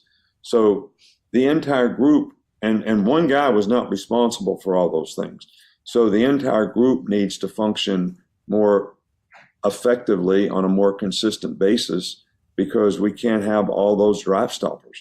Coach, you just listed off all those things. I was just taking myself back to the sideline. And I remember thinking, oh, the football gods seem to be on Texas's side. Do you ever think about that? Does it feel like, hey, the ball's bouncing a certain way tonight? I think you make the ball bounce the way you want it to bounce. You create your own luck. But you got to do the right things so that the ball does bounce in your direction. And I think that's probably a better way to look at it if you're in a competitive circumstance and a competitive situation like we are. Well, I'll tell you what, I should have done that. My career probably would have went better. I was just thinking the football gods were turning that football over when I punted it, not me. You know what I mean? Just let the gods take care of it. Tone has a question for you, Coach. Coach, obviously, as a coach, a loss is a loss. But for big picture, does a non-conference loss mean less? You could still win the SEC West. You could still win the SEC championship. And if you win the SEC championship, we all know you're going to the college football playoff, and you can still win a national championship. So does a non-conference loss mean less? And is that kind of how you sell that to your team going forward? Yeah, I think, I told our team before we ever played the game that this is a test. But this is like the first test of the semester. You're going to play a really good team early in the season. So it's not the final. It's not the final exam. It's the midterm. And how did you do in the midterm? What's your grade point average now? What do you got to do to get your grade point average up? So that you get the kind of result that you want. And that's the way that we should look at this. But I think that we need to fix a lot of things internally in terms of how we're performing, and that's our focus. And if that happens, then we have a chance to be a really good team. A lot of time to grow and get better for everybody, because I think there's going to be a lot of losses this year. Seems like a lot of teams have gotten exponentially better. Go ahead, AJ. I'm curious what you may have learned from Coach Sarkisian when he was on your staff. Obviously, what he learned from you. When you have as much success as you have so many coaches that go on and coach at other places. Is it any different coaching those guys? And do you have notes from 2-3 years ago? Like, how does that work when you're coaching against those guys? Well, I think what I've learned is I don't take notes on myself. Those guys take notes. Yep. So out all those notes and say, well, what gives them problems? And then most of the things that give us problems, which we solve. So that's good. I mean, I think that's good coaching on their part. It's good development for them and their future. And they're ready to take advantage of an opportunity when it comes. But, I've always said Sark is one of the best coaches we've ever had, the opportunity to work with on our staff. And he's certainly done a really good job at Texas. And, I think that Texas has a really good team. I felt that when we were going into the game to play. I think we have a really good team as well, but they have experienced quarterback. They've got really good skill guys on offense. They got great balance. They're very well coached, and their defense is playing better. So this is a really, really good team, and I think the season will bear that out. Yeah, they're big too, Coach. I think that's a big deal. Not a lot of teams can match up with a lot of, you or the Georgias or anybody else like that. They're big. They seem to be built the part. So let's say Texas goes on to have a lot of success, which we all believe is going to happen. Who knows how the ranking system will work out? Are you watching that? Do you have somebody on your staff that gives you a heads up on what's going on in all of college football? How do you kind of manage that while also being the head coach of Alabama? No, I really don't. I'm maybe one-dimensional when it comes to play one game at a time, play one play at a time, get your team ready for the next game, focus on all the things that you need to do to get ready, because there's a lot of circumstances and situations that, come up in games that you try to prepare your players for. Third down, red area, short yardage, goal line, 2-point plays. 2-minute. There's all kinds of things that take a significant amount of preparation and time. And I've always tried to stay focused on the things that I can control. And I try to control what we do in our organization here. I'm probably a little bit naive sometimes when it comes to what's happening outside. I don't listen a lot to the rat poison, good or bad, and try to stay focused on what's in front of me and what I actually have an opportunity to control. Okay, so this question is hilarious to follow that question then. We're going to 12 teams for the college football playoff. Obviously, after this season, with all the change that's also taking place in college football, do you think about that in the offseason? Have you had any thoughts about that? And how does it all kind of get managed from your end? I assume the people that are making decisions, and there's some buckets of life where the people that are making decisions are doofuses. We understand that. But we would assume in college football, we all know it. We would assume the people that are in charge of college football playoff would want to hear what the greatest college football coach of all time thinks about the pending changes. Have you thought about that going into the season as being the last year with the 4 college football playoff spots and everything like that, and then all the transition that's taking place? Have you got a chance to think about that, or is it all ball? No, I think about that. I think about it in the off season, a lot when these changes and transitions are being made. And, we've completely in the last 5-6 years, totally changed the whole tradition and all the things that make college football what it's always been. And I'm not saying that's a good or bad thing, but it is a big change. At one time, bowl games were the biggest thing in the world. We went to the Sugar Bowl when I was at LSU in like 2001 or whatever, and it was like the biggest thing that ever happened. And we played in the Sugar Bowl last year, and it was like, who's going to play in the game? How many guys want to play in the game? So we changed that dynamic dramatically. I think the playoffs had a lot to do with that, which is great for the fans. It does give us a better opportunity to find out who the best teams are. But when you go to a 12-team playoff, you're going to sort of minimize the importance of bowl games even further, which I think we've already done that to a large degree. So that's probably okay. I do think that the whole conference realignments are changing the whole traditions of, rivalries and college football and regional type games. So, and that's one thing that we've done in the SEC is even though we've expanded, we still have the same geographic footprint, which I think is probably good for fans as well. But so there's a lot of different ways to look at it, but it is what it is, and you have to be able to adapt to it and adjust. And my only concern about the 12-team playoffs is how many games is a player in college going to play? Like if you play 12, an SEC championship game, and you got to play 3 or 4 playoff games, that can get to be, quite a long season for these young guys. And they're still going to college to get an education, and that's got to be, part of the, and we shouldn't change that. So, but, it is what it is all I can say. And my focus is on how do we adapt to it so that we can be competitive in whatever the environment that's presented to us actually is. I think a lot of people are also worried about it minimizing the regular season, because my first thought about this being like next year, you lose the Texas week too. It's like all good still. You know what I mean? There's 12 spots out there. We can still kind of make it happen. Hopefully, we won't continue to lose the things that make college football so special. I've had a chance to experience it the last year and a half now, fully baptized into college football. What a sport. Hey, what a sport. It is beautiful. It is magical. We're lucky to be a part of it, and we're thankful that you'll be joining us every week. Have a great weekend. Good luck against USF. All right, thanks. I appreciate you guys. Have a good day. Hey, I see your fans are eating gators out there. You see that? People are eating gators, you know what I mean? Do you see that? Hates it. Yep. Ladies and gentlemen, Coach Nick Saban. Coach! Great chatting with him, man. So I'm excited for this entire year. Yeah. Literally, as we roll into the season here, because we talk about that new playoff alignment and playoff setup.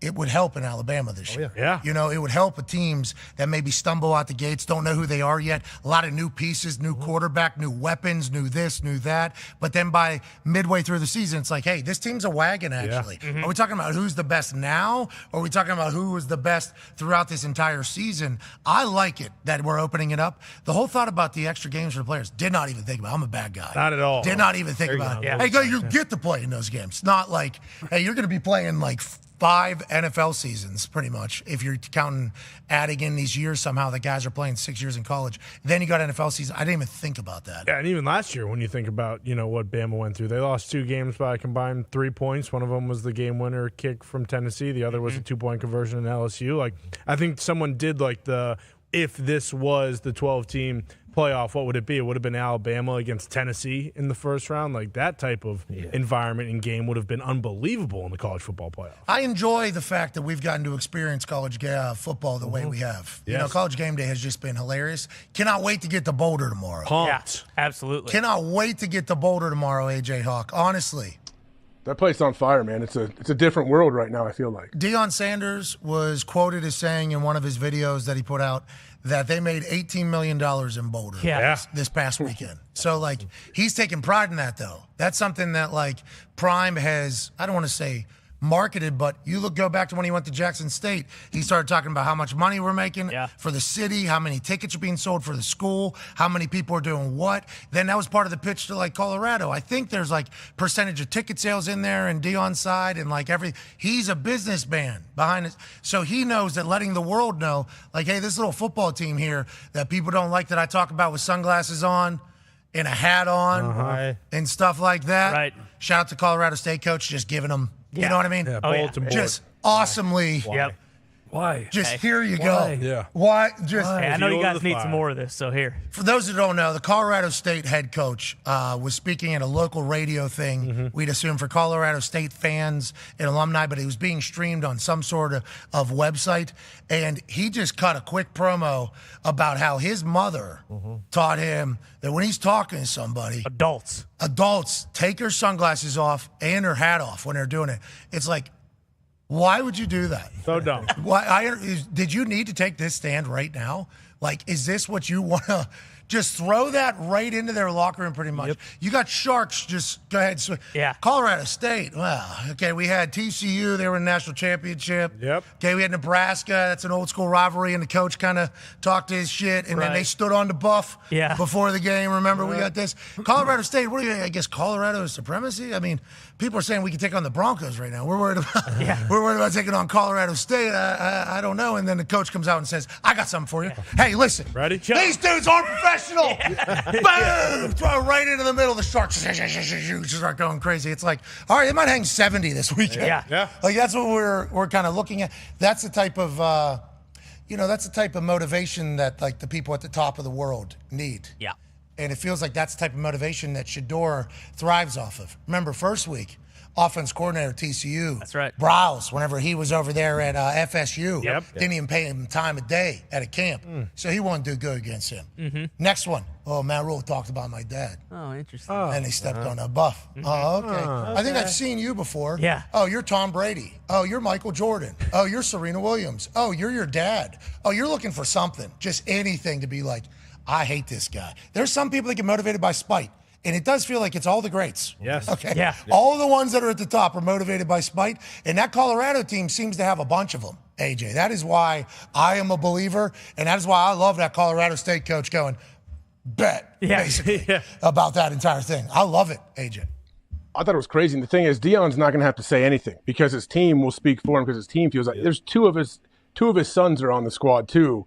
So I would imagine you would understand, anyone could feel when someone goes after a sibling or your parent or something, it's really easy to be irrationally pissed at that person for the rest of your life. If it's a family member or a super close friend or something like that, or a parent like that, you can be pretty irrational with it. If it's against you, you may get over it or whatever, but usually I feel like if it's against somebody that you're super tight with, and like I said before, I mean, you'll do whatever it takes to try to right that wrong. Speaking of, Shiloh Sanders will join us at 2:20, leading tackler for the Colorado Buffaloes, obviously fresh off the comment from the Colorado State head coach on a game that we all were just super pumped to go see. Yeah. Right. Like a celebration, just going to Boulder, get a chance to witness, a miracle in college football. Yeah. Team that had one win last year now has the entire world looking at them. And inside that locker room, they believe they should win. And they're moving up their charts quickly. Oh, yeah. With what they're able to do. And then all of a sudden, the Colorado State coach is like, you're all coming. Let's make sure you guys get a show, okay? Yeah. Let's make sure you guys get a show. I guess we'll be the Washington Generals here. Okay, let's create the Harlem Globetrotters here. these guys are disrespectful. My mama said, like, what, dude? Chuck, why is he doing this? To motivate his team, or is it just try to get a little baby pop with his fans? Why do you think this coach would do this? I have no idea. This is your home area. Your town. Born and raised in Boulder. They are like the Broncos are not there yet, right, Sean? So they are the talk of the entire state, And so for Jay Norvell, usually it's the coach talking to the players, like, okay, let's don't give these guys any more bulletin board, nothing, right? It's going to be hard enough. So let's just keep our mouths shut, whatever. Now it's the players looking at coach going, thanks. You got to play against them? What was that? Appreciate this. I mean, this we got team Travis Hunter coming in here, and now you just, a guy he calls dad, you just basically said he's not a good human. So thanks, Coach. We did not need this. I don't think we so. did not need this. Game day, though, love it. Right, perfect. Love that they're going to be a rabid audience, I'd assume, for their Colorado Buffaloes. But just, I think throughout history, every sports documentary that you have seen on the people that are up yonder, okay? There's people that play sports. Awesome. We love it. There's people that are really good at sports. Great. Also cool. There's people that are like really great at sports. Okay, those are cool. They're all the best in every town they're from, by the way. All these people and these people. And then there's just these sons of bitches up here. Okay? And they are a different breed. They're different in between the ears, which makes them different everywhere else. Now, obviously you have to have the physical capabilities to be great, but they have it. And then in here, they are Navy SEALs. Yeah. They are just top of the line mental warriors, and they find ways to motivate them. Deion Sanders is one of those guys. Okay, and he has found and taught a lot of the most athletic kids on earth in Colorado to be the same exact way. Hey, you want the blueprint on how to get to the top? Every documentary of the people that are at the top, this is what they find reasons to be motivated, even whenever they're great. They're able to remain competitive longer than everybody else, and they're not scared to step on throats. Like, hey, this is what you got to do. Deion's teaching that to this entire thing. And then this dude just completely disagrees with science pretty much at this point. Like, that is the last thing. He's going to be the last guy that says anything about Colorado, I do assume. Well, and I wonder, like, because that's why I kind of understand it. It's like, hey, they kind of stink. They're expected to get blown out. He's probably thinking, like, well, if I say this, everyone's going to pick it up. Everyone's going to be talking about my name. And who knows? We might play him pretty close. And then on the flip side of that is like, boy, he is going to look like a moron if they go out and get beat by 50, and you're probably right. No one else is going to say shit for the rest of the year. So they're just going to have to find some student at another, like Deion will have a team of people that'll be like, hey, did you see this? This is from a message board. Boner Garage. Yeah. Yep. Okay? Noted fan of this team that we're supposed to win. They said, Shador ain't she. You see that? You ain't she. Right there. What are you right gonna there. That's Boner Garage. Yeah. Got 2 retweets. Exactly. Boner Garage is speaking for their entire school. Everybody. Okay, you need to know that. That's what Deion's doing, I assume. You got a team built on spite, bro. That's why, like, whenever people think, can they handle it all the success? It's like, I think they have a team of people letting them know that it's not everybody on their side. Just like the Detroit Lions. Hold on, we got to have this conversation. I don't want to do this right now, but I love that CJGJ said, listen, everybody, ski masks up, okay? We're coming to the game. Yeah. We're the villains now, so let's act like it. And then Jimmy Traina had a tweet that was like, does anybody think the Lions are the villains at all? Is that what Motor City Dan Campbell's painting in there? Is that what he's picturing to the boys? I don't know what he's doing, but whatever you got to do to get ready for the game, I'm here for it. Now, in my opinion, I don't think this is true. I think the Lions are actually America's sweetheart. I think everyone's rooting for the Lions right now. Absolutely. But yeah, CJGJ, do what you got to do. I'll love it. I love it. I'll wear a mask if I need to. Like, I'm here for it. I don't know if you should be covering up that handsome face ever, but you maybe wear it on top of your head. That'd be cool, too. But I love the fact that MCDC's got them believing. Everybody hates you guys. Yeah. They wanted Patrick Mahomes to win all by himself. It's supposed to be a storybook ending for this dynasty. They're going to go undefeated. You guys ruined it. All right, man? So, like... Say hello to the bad guys, man. Stay off social media. Yeah. Okay, they're saying terrible things about you, and the Lions are like, yeah, they are, aren't they? And then you still got Penny Sewell who will go actually kill somebody on the field if he could. Freaking nature. MCDC, good coach. Keeping people motivated and inspired and on the right path is something that Chuck did well. It's also something that Coach Prime does in Colorado. Joining us now is a man who leads the Colorado Buffaloes in tackles. A guy who was great at South Carolina, great at Jackson State, and here on the biggest stage has shown up in a big way. Ladies and gentlemen, Shiloh Sanders. Hey, we just getting started. Hey, let's talk about this real quick. Obviously, congratulations on the incredible start over there. What has it been like to be in the middle of this? You guys don't seem to be surprised, but the rest of the world is. What is the feeling inside? Is this exactly how it was supposed to work out for you guys? The thing is, we're just getting started. We're not even close to being done yet. We have a long season, and we just been grinding this whole summer. Clicking as a team because we got a lot of transfers in. So we just clicked as a team, and now we're just seeing the results of the work we put in. Okay, so the Matt Rule stuff last week, the TCU offensive coordinator the first week, and then this week the Colorado State coach says, you know what? I would like them to be pissed at us about something too, and goes and talks shit on your dad in a little. Why do they do that? I don't know. Talking about that. Yeah, they just make it worse. I know, Shiloh. I know. I don't understand it either. We are very confused by it. That is something you obviously all know about and are very aware of whenever it happens. I don't get why. We was actually just talking about that. Some of the receivers and my dad was over there, and I overheard them talking about that. And I was like, "What did he say?" And they told me. I was like, bro, why do they do this to themselves every week? Coach Brown's a cool guy. Like, you don't have to be like that, you know? I agree. We all agree. Go ahead, AJ.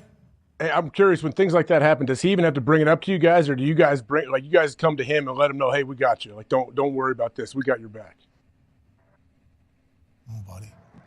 We're pretty up to date on that type of stuff. Like our YouTube recommendations always has different interviews pop up for other teams. So the algorithm at Google is helping you guys get motivated. Yeah. Oh, that's very nice. Thank you, Google. Shout out. Thank you, Google. Yeah, But it's crazy though. I don't know why he gets so much hate. We've been winning for a long time. He's been being Shador's coach, and I don't know why he's getting so. All right, we're going to call you back. I think it's on our side. I do believe the internet's down. That's a hilarious response. Why do they do that? What were they doing? Why do they? We were asking the same question, and they're in the locker room like, why are these people trying us, man? What is the problem? Going forward, it's going to be a real thing. These schools are going to be like, listen, compliments only. Yeah. We don't need any student. They're going to be sending out emails to every student. I got one whenever I was at West Virginia. They sent an alert to every single student that a mountain lion an African lion was loose in town from a circus over the weekend. Nice. And they just wanted to give you a heads up. I'm like, a heads up? There's an African. The king of the jungle is out here in Morgantown right now. Can we not get a little bit close? They need to send one of those out for every game that they have coming up. I think Oregon, USC are both on their schedule. Yes. I think they got a big one coming up or whatever. They send out an alert to everybody. Nobody posts on X, TikTok, Snapchat, Instagram, Facebook, MySpace, any of them. Okay? Nothing. Everything is positive from every student, every alumni moving forward. But the great ones are able to find stuff to keep them going. And they're filled with them over there at Colorado. Yeah, I think you're able to find it, and then you can't, everything, 100% of your drive can't be off of spite and hatred towards something. But I think it definitely can help get you going in those 6 a.m. workouts or those moments. It definitely helps you go. I think eventually, you don't have to let it go, but it goes to the back of your mind. Were you a spite guy? Yeah, I mean, everybody, I think, can find things and find spite that it makes you feel like you can go 1,000 times harder sometimes when you're pissed at somebody. Drew Brees, he before he elbowed you in the back of the head. Yeah. Right. Oh, yeah. That was a good time down there at Radio Row, Super Bowl. He gave us an incredible conversation. And it was whenever he was potentially thinking about retiring. We're flickering on ESPN. I mean, there is something going on. Oh, yeah. Jeez. Come on. There's so throttling. They are, bro. We're getting throttled. For real, hard. I know. Ridiculous. People they're pixelating. Everything's going on. I don't know what's happening. So Coach Saban on our thing pixelated here. This hasn't happened. This has not happened in a few weeks. We're getting attacked, huh? Yeah, never in this building. Oh, this is all the people that got, that said we're the ones that got hired and their friends got fired. Yeah, something fishy's going on, and I don't like it. Yeah, what's the deal? Are we getting targeted with throttling of the internet? It certainly looks like it. We can't even connect to Shiloh, trying to have a conversation. Now, that could be on his side, but with what's going on our side here lately, I don't know if I trust anything anymore. We got a satellite truck, 5 fibers coming in here, losing service. Only had 2 before. No satellite truck had service completely. What's the deal? Well, the people don't know this who are watching on ESPN, but there is a character, and his name is Smothers. And I do believe he wasn't too happy about this operation moving into his neighborhood. So I'm not so sure if he is not chewing on 5 different fibers at once to screw up the connection. Smothers is a Vietnam War vet, so we appreciate his service. Love Smothers. He hated me, though. Boy. Yeah. He and I had a little bit of a verbal joust at a city council meeting to get this particular building rezoned. He was not happy I was moving in here. I tried to tell him it was going to be good for the neighborhood, and he said, I don't believe you're speaking the truth. He opposed. He walked out of the building. Okay, this is all on Zoom. He walked all the way out, and then he forgot to formally vote. Turns around, and he was walking so loud on the Zoom that it picked up the sound. So all 500 people on this Zoom are literally just watching this guy walk back to the thing. I opposed, by the way, and then walked away. I laughed so hard. It might be Smothered. Yeah, that's what I think it But is. I feel like we earned his trust over the first year in this place. I would hope. I mean, what did we do? We built a beautiful building. It looks great from the outside, and there's a fence that looks great. Yeah, and we had Tiny Stewart racing his hero. go-karts outside. Let's talk about the Bills reporter before we can get Shiloh back. Hopefully we can. If we cannot, we will certainly schedule for another day, and we apologize. Maybe somebody's out to get Shiloh, too. Ranked 5th out of Deion Sanders' 5 kids on Deion Sanders' ranking of his children the other day on Instagram. So we don't know who's working against him or us, but we do appreciate him taking some time. Bills reporter who works for the Buffalo Bills caught on a hot mic yesterday in a press conference giving her opinions about Stephon Diggs and his relationship with the media. I think they're trying for Steph. Steph and Micah is who they're trying for. Hey, there's no control over Stephon Diggs. Yeah. Dude's gonna do what he wants to do. Coming over there, Steph. Nope. He'll look at my face and say "F you." How he treats everybody. Jeez. Yikes. Jeez Louise. Boy.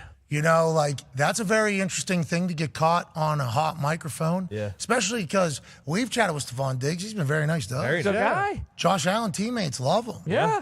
Everybody seems to enjoy him. But the media member lady who works for the Bills is letting everybody in there know, nah, he'll say this, he'll say that. She has come out with an apology. Obviously, she has said, I want to take ownership for what I said today. I'm very sorry for what I said and meant no ill will. Okay, I respect the hell out of Stephon Diggs, and he has been one of my favorite players to cover. It's going great. He has great character and treats us media with lots of respect. He takes time out of his day to talk to us, which he doesn't have to do. Well, he has to once a week. For context, media was waiting for players to come out for press conferences when a reporter joking told me to go get Stephon Diggs. I said, I don't have control over him, okay? Steph marches to the beat of his own drum, and I love that about him. He has a playful relationship with our video department, so that's why I said he probably wouldn't say yes to me grabbing him for an interview. I should not have said what I said, and I apologize for that. Steph is not in the wrong. I am. We all know that, Maddie. We all know that. We all know that, Maddie, at the end there. Sounds like there was some things, a little bit of a tall tale or two about 3/4 of the way through of he normally just jokes with our video department. So that's why I was saying what I said. Of course, that makes sense. There was a couple players, Isaiah McKenzie said, don't worry about it, okay? He called her wrong name, obviously. It was say autocorrect, probably. And he did put another tweet in there. Okay, her name's Maddie. Mary, I don't know why you're apologizing. I loved it, says Isaiah McKenzie. I think we all enjoy the fact that she was probably trying to get a pop out of whoever she was talking to. For sure. So she's got good personality. Yeah. You know, she was trying to lift spirits, trying to get a pop out of whoever was. You're asking me to do it? Yeah, right. No way. Come on, look at me say, F you right in my face.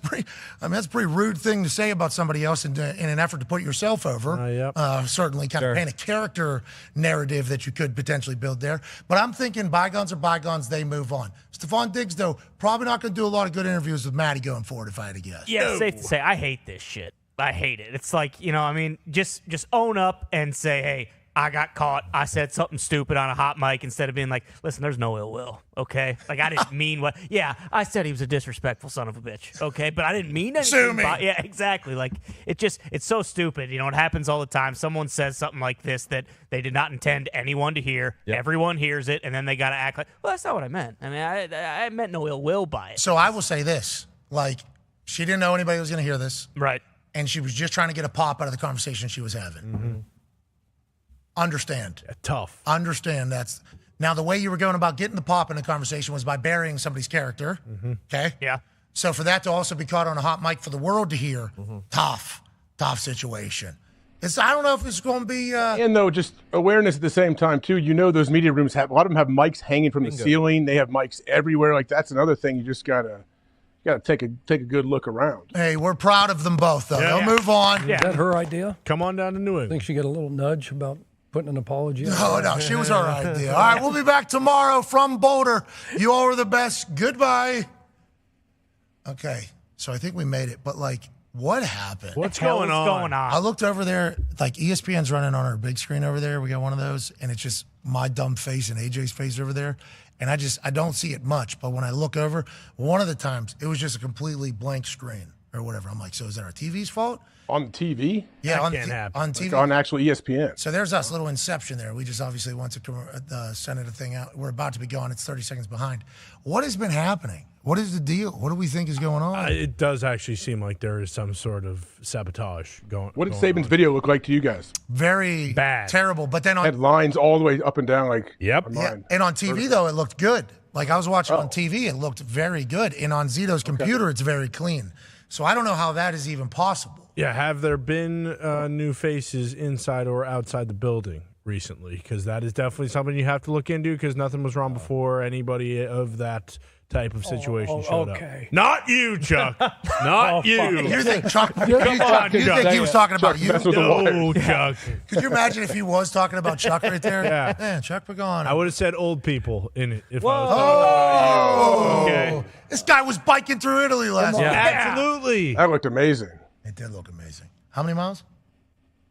It was I don't know, a couple hundred, but it was Did you the take your hill. bike there? No, Ray brought his bike. Ray was on the trip with us. How do you take your bike to Italy? Lewis. Did you ship it there? Ray Lewis was on a bike in Italy last week? Yeah, Oh, yeah, Ray's a big biker. He is a big biker. What? That dude is he's a barn. Jarrett Johnson played for us in Baltimore, too. They were teammates together, Ray and him, for 9 years in Baltimore. Jarrett played at Alabama.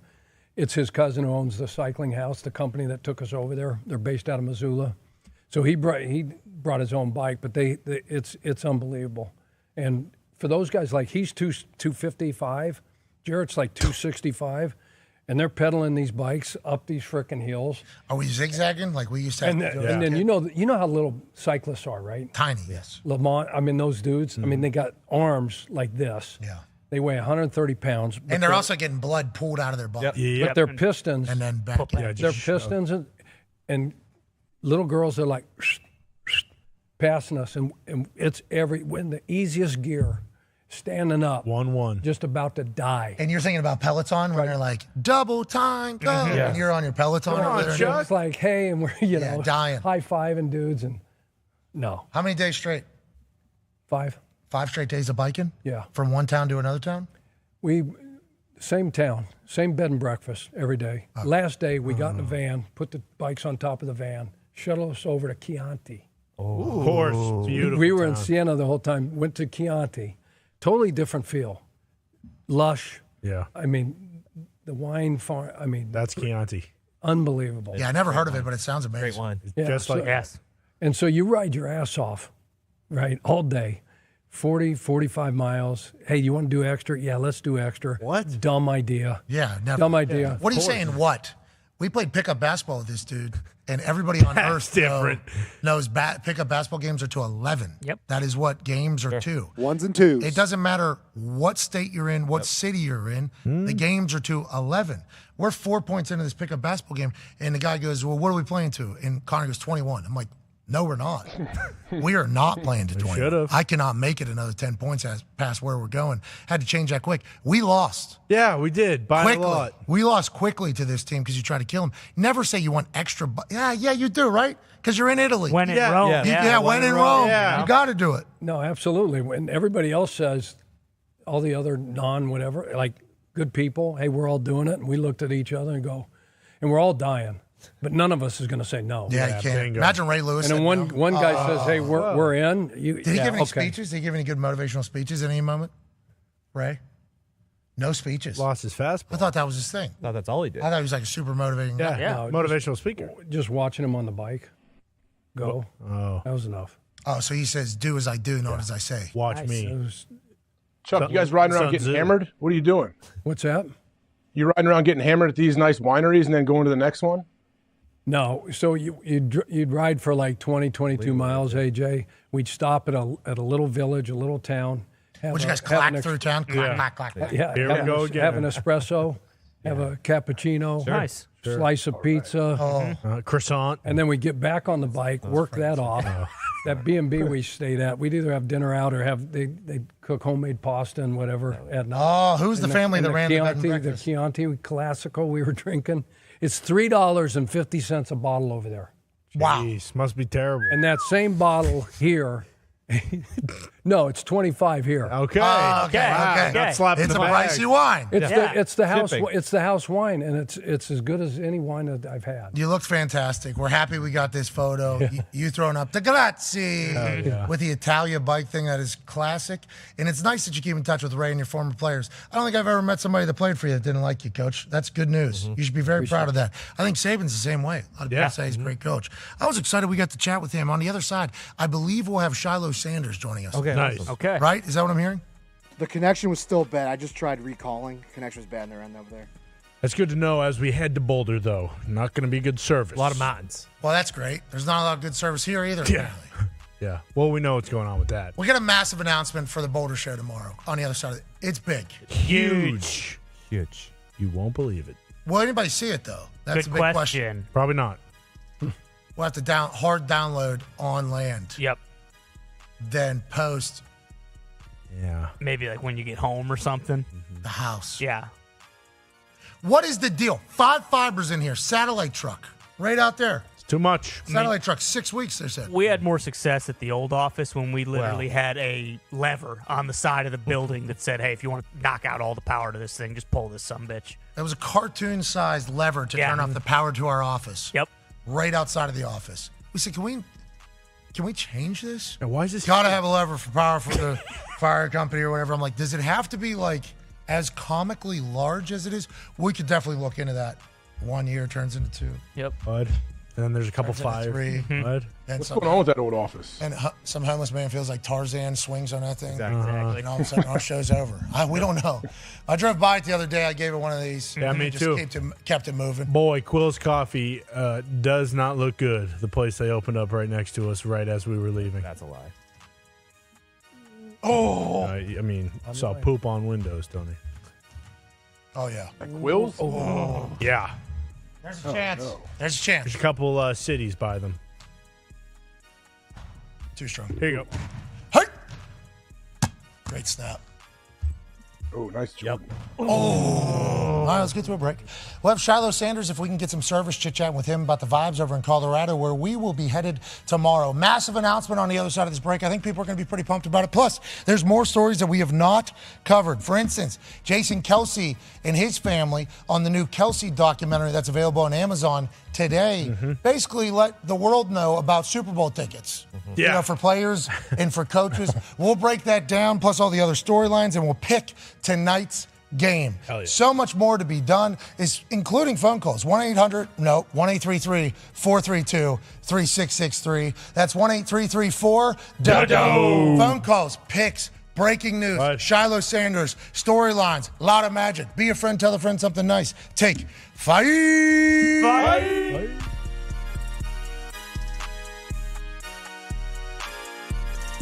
We have some massive news. Lot of blessings piling up that I ain't even wish for. No, let the one for y'all. I'm locking the fridge door in the crib, cutting hits. I read through the catalog, came to conclusion, no one's touching it. Just finished and made a voyage. I've been on the main burn, said I'm trying to kill them off, whatever it takes. I see the boats, I'm at home. I'm selfish with the goals. I could give a fuck who try and get along. 6'3", you can't look me in the eyes. Thank you, man.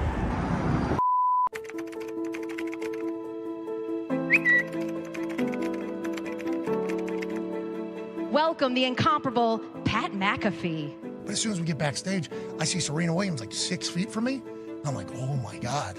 Hello, hello, hello. You look fantastic. Massive room. Did not expect to see this many incredibly important humans to the media world. And then all of a sudden, guess who pops by? Ryan Seacrest. Ryan Seacrest, how are you? Congratulations. Legend, bro. And holy shit, Ryan Seacrest is here. Honestly, your work ethic is something that people Thank you. really inspire you. Why am I here? Great question. Sweet cowboy hat. How you doing, dude? Makes me look thinner. The Kardashians? Bullshit. Come out of the elevator? Hey, good luck out there. Thank you. My show, my guys and I will be joining the ESPN universe. And we are so incredibly pumped, honored, and thankful to be doing that. And a lot of people are wondering, why would you ever want to do that when you run a couple $100 million valued company with full independence and the ability to kind of do whatever I want, whenever I want, with my crew that is one of the hardest working group of men on this earth. And it's because I had the incredible opportunity over the last 2 months to chit chat with the leadership at ESPN. I go up to a lounge, Alex Honnold, the guy that was climbing? Yeah, sure. I'm like, holy fuck, that's that guy who just hangs off the side of cliffs or whatever. And I think the future of sports media is certainly something that we're kind of creeping in on. Digital has become an influence. It has the structure. It has the ability to reach millions and millions of people. Dan Orlovsky, after his riveting performance on the stage, which it was, Gets a Shirley Temple. he comes, no, he got wine. Okay. wow. The future obviously says that linear television is going to be dead. ESPN, the channel, won't be able to exist. But when is that? Is that a year from now? 10 years from now? 20 years from now? Can we get to 25, maybe 30, 35, 40? By that time, I'm 65, 70 years old, and I've completely missed out on the powerhouse that is ESPN Linear.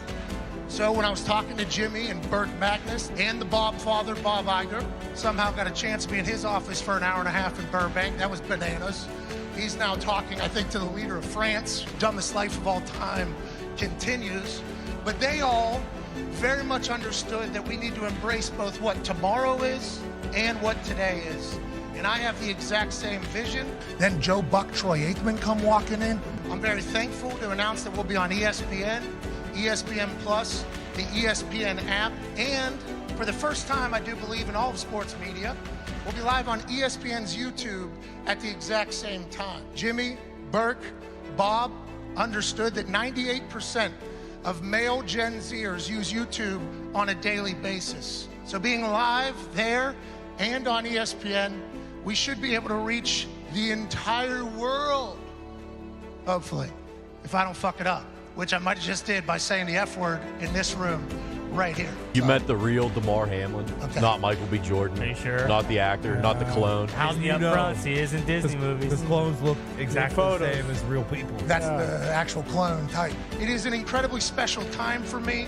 This is my first time out of my house in 2 weeks. My wife and I actually, boom, first baby. She just started farting 2 days ago. Real deal. That was a game changer. But my wife, my baby, my guys, and everybody that I know are honored to be a part of the ESPN family, and we hope that we'll be able to work with all of you. Cheers, and have an incredible day. Good, man. How you doing? You good? Don't keep running the world, though. Hey, no, that's you, dude. That's you. That's you. Trip to New York, I think, was a success. The upfront was hilarious. I had no idea that room was going to be that big. This is awesome, isn't it? That was the most suits I've ever seen in my entire life. We're pumped to join the family, and I am very grateful that they're going to let us do it our way. And I said, fuck it, at Disney upfront. So. This could be a pretty legendary thing later in life. You can probably look at it and say, oh, that was a pretty good decision. All right, the next chapter begins. Ain't that right, Mickey? Hell yeah. Hey, look it.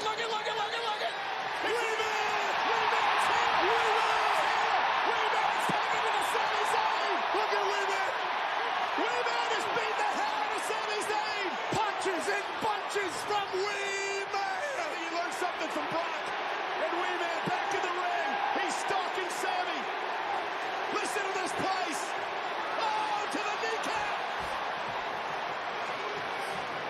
Wee-Man so angry. Oh, look at this. Body slam. Wee-Man body slamming Sami Zayn. Wee-Man used to kick himself in the face. Are you kidding me? Now he's body slamming Sami Zayn. Hey, 1. Let's go. This show stinks, and the fact that you listen, we are very, very thankful for. The all-time leading tackler for the Green Bay Packers, you pig! Damn it! Be a friend, tell a friend something nice could change their life. Sport! Hello, beautiful people. Welcome back to our humble abode, the Thunderdome. On this Week 2 NFL Kickoff Thursday, September 14, 2023, Hour 3 of the program starts now. Football is happening tonight as the boys are elated. That's AJ Hawk. The Toxic Table is here at Boston Connor and at Ty Schmidt. One half of the Hammer, Dahn. Cowboys Tone Diggs is here. And a man who coached for like 40 years, Chuck Pagano, has joined us live on set for the entire day. So Shiloh Sanders will not be joining us today, actually. The connection, we can never get it. Son of a So since we're going to Boulder tomorrow, I said, how about tomorrow? It's like, okay, sounds good. So Shiloh, I think, will be stopping by the set. Nice. I do believe Deion Sanders will be stopping by the set tomorrow. I do believe Stephen A. Smith will be stopping on our show live tomorrow. And there's also some other guests that are being rumored. Because remember, Colorado Boulder has become the new USC practice, where every human who is somebody or has a following is trying to get to Boulder, Colorado. Congrats to them. And we can't wait to get there tomorrow. Boulder. Let's go. What a turnaround for an entire program and an operation, AJ. I mean, it's completely different. Look at it. Like, who was the AD that actually brought him in that hired Deion? Do you remember? Hey, I said the guy's name. Rick George. What is it? Rick George. Rick George. Shout out, Chuck. Boom. Hell yeah. Great name. Coach. Boom. But he hugged him immediately after the game as well. And then whenever we asked him why he took the Colorado job, he said Rick George is the reason why. I think he just basically said to him, hey, whatever you need. Yeah, You know what I mean? let's do whatever this. you need, let's go ahead and make this happen. And they certainly have. We'll be there. I think there's a massive guest tomorrow. Potentially. Like massive. physically or like massive as in like both notoriety? Kind of all the above. Oh, yeah. Don't do it. Yeah. Ooh, okay. I'm not going to say it because it'll get canceled. Bad juju, yeah. Yeah, and who knows if we'll even be able to have enough service to get off the air or onto the air tomorrow or onto YouTube. Probably not. Live in Boulder. We're assuming not. Let's talk about some other things going on around the NFL. Jason Kelce, has a documentary that has been released on Amazon called Kelce. It is spectacular is what Connor said. So good. One of the better documentaries I've ever seen. It's similar to Quarterback, but it's also much more condensed, and the things you learn about the Kelce's family, not just Jason, because obviously it's focused on Jason, but it really encapsulates the whole entire family, them growing up, going to Cincinnati, and then obviously it coexists with the start of the New Heights pod, which was also cool to see how they started doing that and the feelings toward it in the beginning too. And I would assume it's going to run through the Super Bowl, in which it was a Kelce Bowl. And speaking of the Super Bowl, a scene was in the Kelce documentary on Amazon that has the internet talking about, is that fair? Ladies and gentlemen, we don't have the video. Okay, anyway, so I thought we had it. The wife of Jason, I believe her name is Kylie. Mm-hmm. She has been on the New Heights podcast. She is electric. Yes. Electrifying. Yeah. Like, obviously, to marry Jason Kelce with what we know, you would assume an absolute dog. She is hilarious, and they have an incredibly great family. It seems like they love being that is a great situation there.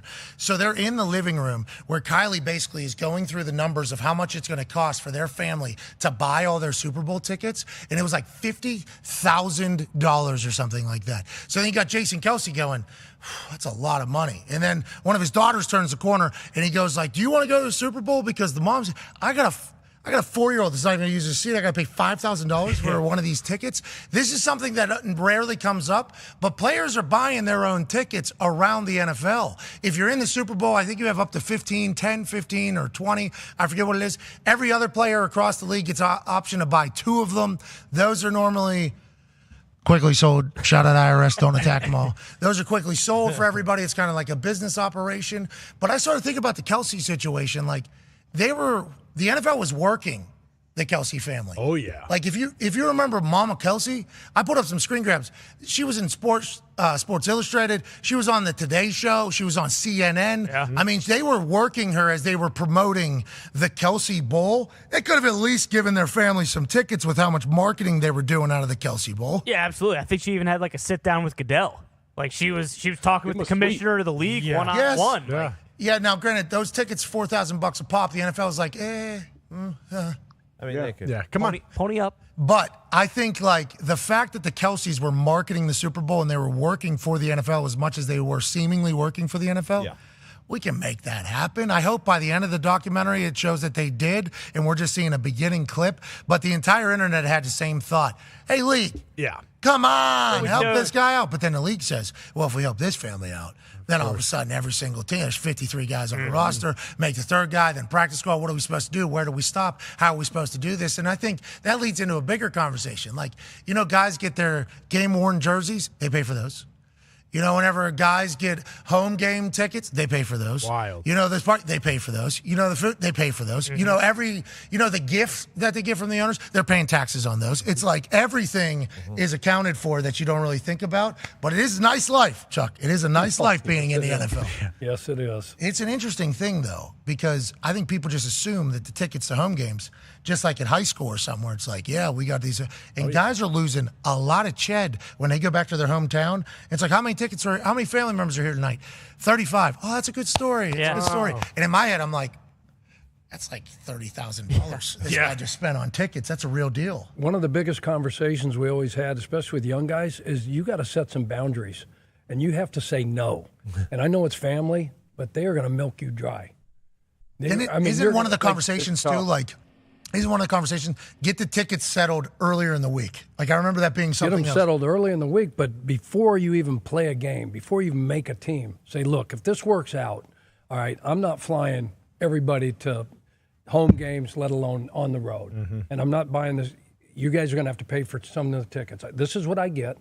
You know, and then you let somebody else be the bad guy, too. You say, hey, this is my handler. This is my money manager guy. Talk to him. If I got availability of funds, I can help you with whatever. Talk to that guy. A lot easier said than done. A lot easier said than done, especially with some people in the communities that they come from and the people that they have around them. But to kind of expand that point, like, everybody just assumes that when high-profile people and their families have a fallout for something, that it's always the high-profile person's fault. And maybe it will be in most aspects. But also, like, not all families are movie families. You know what I mean? Not many are. Yeah. Not many are. And not all parents, most parents, I think, are looking after their kids and want the best, everything for their kids. Some parents see their kids as a gold mine, as a bank account, and boy, do they try to capitalize on that. And all of a sudden, one thing leads to another, and it's like, not only are they no longer a family anymore, but also the money tunnel is gone and over. It's a sad reality that takes place. And I think, like, the ticketing, people learning that the players have to pay for this is a nice piece of information to get public for people. You know, AJ, like, hey, none of this is free. Somebody's paying for all this stuff. Yeah, it is. And obviously they're all getting paid very, very well. But it is one thing to say, okay, this guy's going to start at center for the Philadelphia Eagles, and he's probably paying over $50,000 just in tickets alone. And I know when we went to the Super Bowl, we had the option to buy 4 tickets that were decent in like the lower half. And then I think we could buy 8 or 10 that were legit the top row. Like my brothers, and they watched from the very top row at Dallas Stadium. Still loved it, but that's like what you were able to buy. You couldn't buy. I was like, well, what if I want to buy 4 more of the decent ones? Like, no, you could try to trade with other players, but those ones are tough to come by. I'm happy that happened to you because I was rookie punter when we went to the Super Bowl. Tim McAfee, top row. Nick was up there. Thank you for that, though. Yeah, it was a cool night. Once I found out that came out of your pocket, I was eternally grateful because I know that was not cheap. Yeah, well, you guys, it was the cheapest in the building. Didn't matter. It's still an incredible gesture. Certainly the cheapest in the entire building. MC Hammer was sitting right in front of them. Speaking of my parents, happy birthday, Mama. Oh, no. Happy birthday. Happy birthday, Sally. Hell yeah. Love your mom. She's having a nice little day, I believe, with the wife right now. Nice. My mom used to drink just Hershey syrup out of the bottle. Oh, love that. Loves chocolate. So good. Loves chocolate. Used to turn the corner, go into the kitchen, and she's just got that thing flipped upside down. It's like, Sal, take it easy. What do we got going on? Pretty good, though. Oh, yeah. And she used to just, I mean, it's pretty remarkable, that syrup that she was just, I mean, now that I think about it as an adult, Jesus, Sal. Strawberry's good, too. That strawberry syrup is good, too. Sal loves a good chocolate martini. Yeah, Sal doesn't mess with strawberries. Nice. Sal is all in on chocolate. My mom, just sweet tooth comes from my mother, and it's fantastic whenever you're eating something, but then I don't know how she was doing that. Like, she looks good. Hey, Mom, you're doing great. Yeah, Hey, Mom, you're doing great. Absolutely great. Happy birthday. But her and my wife are doing a full chocolate thing today. Oh, that's fun. Yeah, nice little sweet tooth on this sweet, sweet day. Let's talk about Anthony Richardson being the greatest quarterback in the NFL. Oh, possibly. So in his debut for the Indianapolis Colts, Anthony Richardson was better than everybody. Okay, so I know the Colts put these stats out, and they're definitely going to sell whoever they drafted number 4 overall. But how about completions by a Colts rookie quarterback in a debut? Anthony Richardson, 24. Who's that better than? I don't know. Do you know those two guys? Andrew Luck and Peyton Manning. Oh, pretty good. Better start than more completions. You're welcome. Highest completion percentage by a Colts rookie quarterback in debut, almost 65%. And he's the 5th quarterback in NFL history with a rushing and passing touchdown in the season opener. Wow. Is that good? Wow. Yeah. Is that good? I've been saying from the rooftops, we got a guy. Because of what he does behind closed doors, where he's cleaning up meeting rooms, and cleaning up events, and off days, shaking hands, and off days he's in the building just like a veteran is, and he can make every throw. But then the coaches say, this guy's dialed in. This guy's not worried about anything other. He doesn't do a lot of social media or NIL deals. He is a rapper. He is filthy on the mic. Yep. But whenever you talk about football-wise, they were wondering, is he going to be able to be an NFL guy? He hasn't played a lot of football. He made some plays this past weekend that made all of us believe he is going to be a great NFL quarterback. And his spike is immaculate with the salute immediately afterwards. Chuck, how do you feel about the new quarterback that's in control here in Indianapolis? And how do you feel about his debut breaking all of the Colts rookie records pretty much? Yeah, I thought he was tremendous. He didn't look out of place. He looked calm. He looked like he belonged. I think everybody thought he was going to go in there with, big eyes, this, that, and the other. I thought he was excellent. And if we have a run game, if we had a guy that compliment him back there and some other pieces, but this kid's, he's what, 20 years old? Yeah, I believe he's 21, 20, one or the other. Yeah, he's right there. But he's mature beyond his years, and when you find out all the other stuff, what a good human he is, you could see how much he loves his family, his brother, during the whole draft process, all those kind of things. His mom, this guy, Colts fans, all of us should be very, very excited for what's ahead. Because it's a reset. It's a reboot. It's going to take a minute, but I'm a little bit worried about the first time he really got hit. I guess he got a bone bruise. Yeah. That's and then that ended up catching up to him later in the game. I hope that's not normal because he's going to get hit with how big he is and how he's going to run. AJ, he would run your ass over, I think, and we need to see more of that. Yeah, believe me, I was watching that red zone, that design QB run where they shift, and all of a sudden you have him 240 pounds or whatever coming downhill. He can also do the old Tebow jump pass here. There's so many options you have with him because defensively, when they're down here, it's so tough when you have a quarterback that is as big and strong as him. I remember playing against Cam Newton. They get down inside the 10, you're like, all right, these guys can do whatever they want down here, I feel like. That number 14 there that was coming in to celebrate a little bit later, would like you to show up. Yeah. Big fan of you as a person, but first-round draft pick, not on a stat sheet pretty much. Yeah. You and Funk are in the same spot, who I didn't even know was there for receptions. Let's go ahead and let's start catching some balls. Help out our rookie quarterback. Yeah. That would be great. We do need some weapons. Michael Pittman Jr. is a guy. Obviously, his family is all moved to Indianapolis, which is incredible. They're kind of taking in the entire city. The AR-5 experience is going to be a fun one. And I think the Jags are a good team. The Jags are a very good team. My big takeaway when I was watching on TV is he's going to be one of those quarterbacks that tire and frustrate D-lines because even if they get home, or even get close to him, they weren't even close to sacking him. They couldn't get him on the ground. He was very aware of what was going around of him in the pocket and was able to get out and make some plays, which as a fan watching against quarterbacks that can do that is the most frustrating thing in the world. I also think you talk about the narrative around him going into the season where it's we see the physical talent and the physical abilities, but he only started this many games in college, so it's going to take him several weeks to kind of get acclimated to the NFL game. And then he looked unbelievable week one. Like you said, the Jags, a lot of people are picking them to either win the AFC or go to the Super Bowl. They're supposed to be right there. And there was, up until 3 minutes left in the game, it was the Colts could win this game. They have a legitimate shot. And it was, and none of the moments ever felt too big for him. No, it's a punt return. They're right there. They get the ball back. They get a stop. They get the ball back. They can't get a first down, and then Agnew does his deal. And then the rest is it's boom, boom. He throws a pick. Yeah, the pick. He throws the pick, and it's 14 points. But the thing is that, and hopefully Shane's talk, and I didn't do a good enough job with Andrew early on in his career because he plays a position like a linebacker. That's his mindset. But this kid's got to learn to take care of himself. You watched Josh Allen the other night. early in that game. He breaks outside the left containment, and he runs for a first down, and he just go out of bounds. He turns it back inside and tries to run, a guy over. And McDermott's just sitting there going, yeah, come on. Hey, Job, be smart. You can't do that anymore. Yeah. And so Anthony's got to learn that, look, if we have to punt on fourth, that's okay. Learn if there's nothing there, if you got to throw the ball away, throw the ball away. If you got to get on the ground, get on the ground. You're not disrespecting your teammates. You're not disrespecting the game. We need you healthy. Trevor Lawrence told him immediately after the game. Trevor Lawrence said, I just told him, he looks so cool, by the way. Oh, my great flow. He's got his face and then my hair. Thank you. Yeah, he does. He does have, he does have your hair. I just told him, just protect himself. Yeah. He just needs to look out for himself out there. Because Trevor Lawrence is watching that Jumbotron and then sees him take one of those shots and he's like, and he sees him take another one. And he's like, I understand you're big, man, but these are adults. Yeah, these guys hit a little bit hard. These are adults out here. Joe Burrow had to learn the same thing. Remember, Joe Burrow, his first year, was being, that's a big-time shot. That's a tough one there. Yeah, I remember watching that. That was the one that knocked him out. That was the one that knocked him out. Now, it wasn't because of a concussion. It was because I assume his entire upper body was like, what are we doing? Yeah. And then his knee that got bruised earlier probably. Thought he was going to score. Yeah, probably flared up a little bit, But, Joe Burrow, his first year, and he got hit a lot. And in the second year, he got hit a lot. And then last year, at the beginning of the year, he got hit a lot. But he is always getting hit.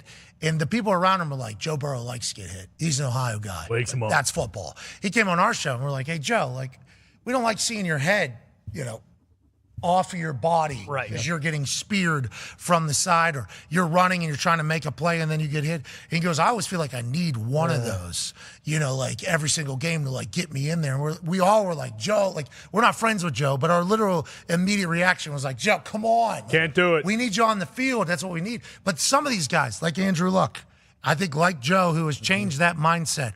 But some of these guys feel like if they don't do that, it's not football. This is football. That's how you play football. Andrew Luck thought he was disrespecting the sport, I think, if every single play he didn't try to make every single one of them. And it's it's hard to coach out of hey, you got to slide or get out of bounds. And Andrew's but also, this is football. Yeah, then he's got Dunlap hanging off his back in a playoff game, right? And throws it, and he gets hit. Bucket. Dante Moncrief, touchdown, dime. So there's such a fine line there. Yeah. With those guys, because it's no, okay, great job. He didn't get hurt, we're good. Yeah, every series it was he didn't get hurt, we're good. Because when he went down, buddy, our team was pretty bad. Yeah, wind out of the sails. Our team was not that good. And that's the message. That's the message to these quarterbacks. That's what we tried to tell Joe Burrow. In college, proving your toughness, I get it, with your boys. One out there, hell yeah. LSU's going to love it. But in the NFL, other than the rookies, everybody else very much understands, you being healthy makes all of our lives better. This entire city, this entire building, obviously the ownership in front of, everybody's life is better if you are healthy. So we need you to think about that. Some guys, it's just not possible, AJ. Some guys, it's just not possible. Yeah, it's not. I mean, eventually I think they all probably will try to come around or pick and choose when you do decide to lower that shoulder. Make sure you have a favorable matchup if you are going to lower that shoulder at the end of a run, or you have the angle on him, they don't have the angle on you, things like that. But when it's in those guys like Josh Allen, like you said, Joe Burrow, they like it.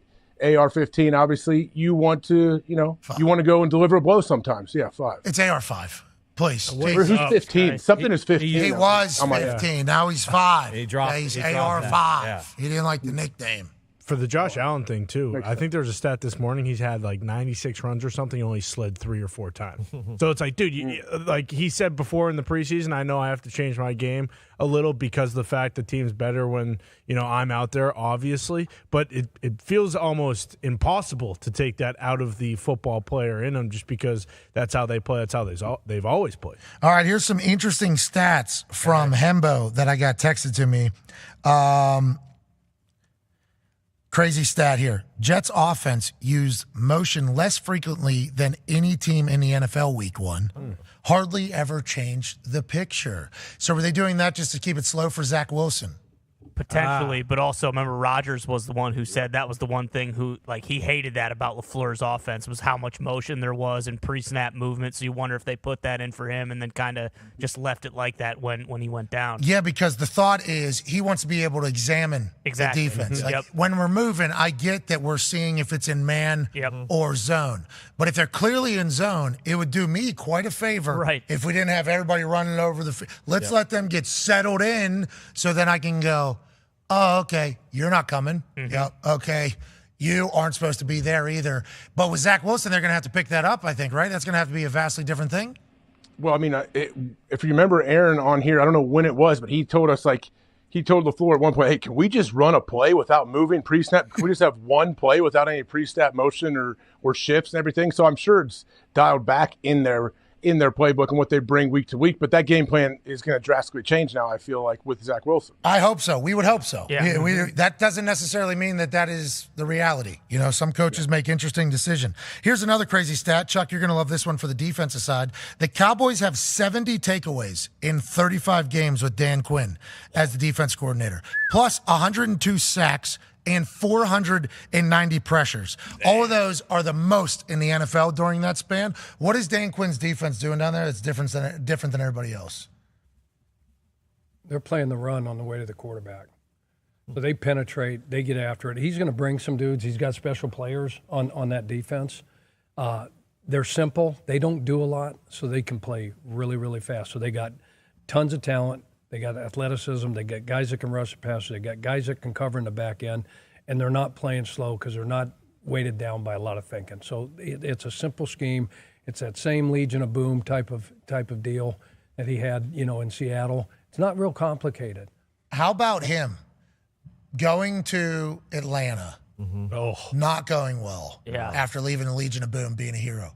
Then going to Dallas, becoming Florida Dan with a backwards cap, defense coordinator, standing in there.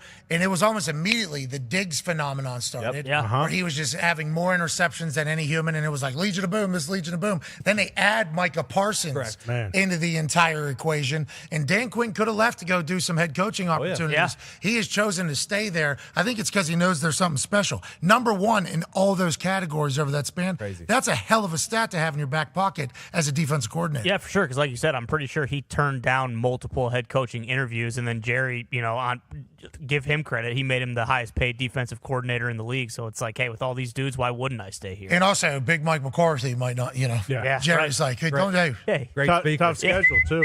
Great speaker. We'll get into that. And he's smart because some of those jobs ain't ideal. Yeah. Because I can wait around and say, look, I'm sitting here with this defense, and they're going to pay me this amount of money, and I don't have to do all the jobs that Mike McCarthy has to do. I can just be the DC and put my hat on backwards and let's hunt. Life is a lot better. Life is really, really good. So here's a stat for tonight for you, AJ Hawk.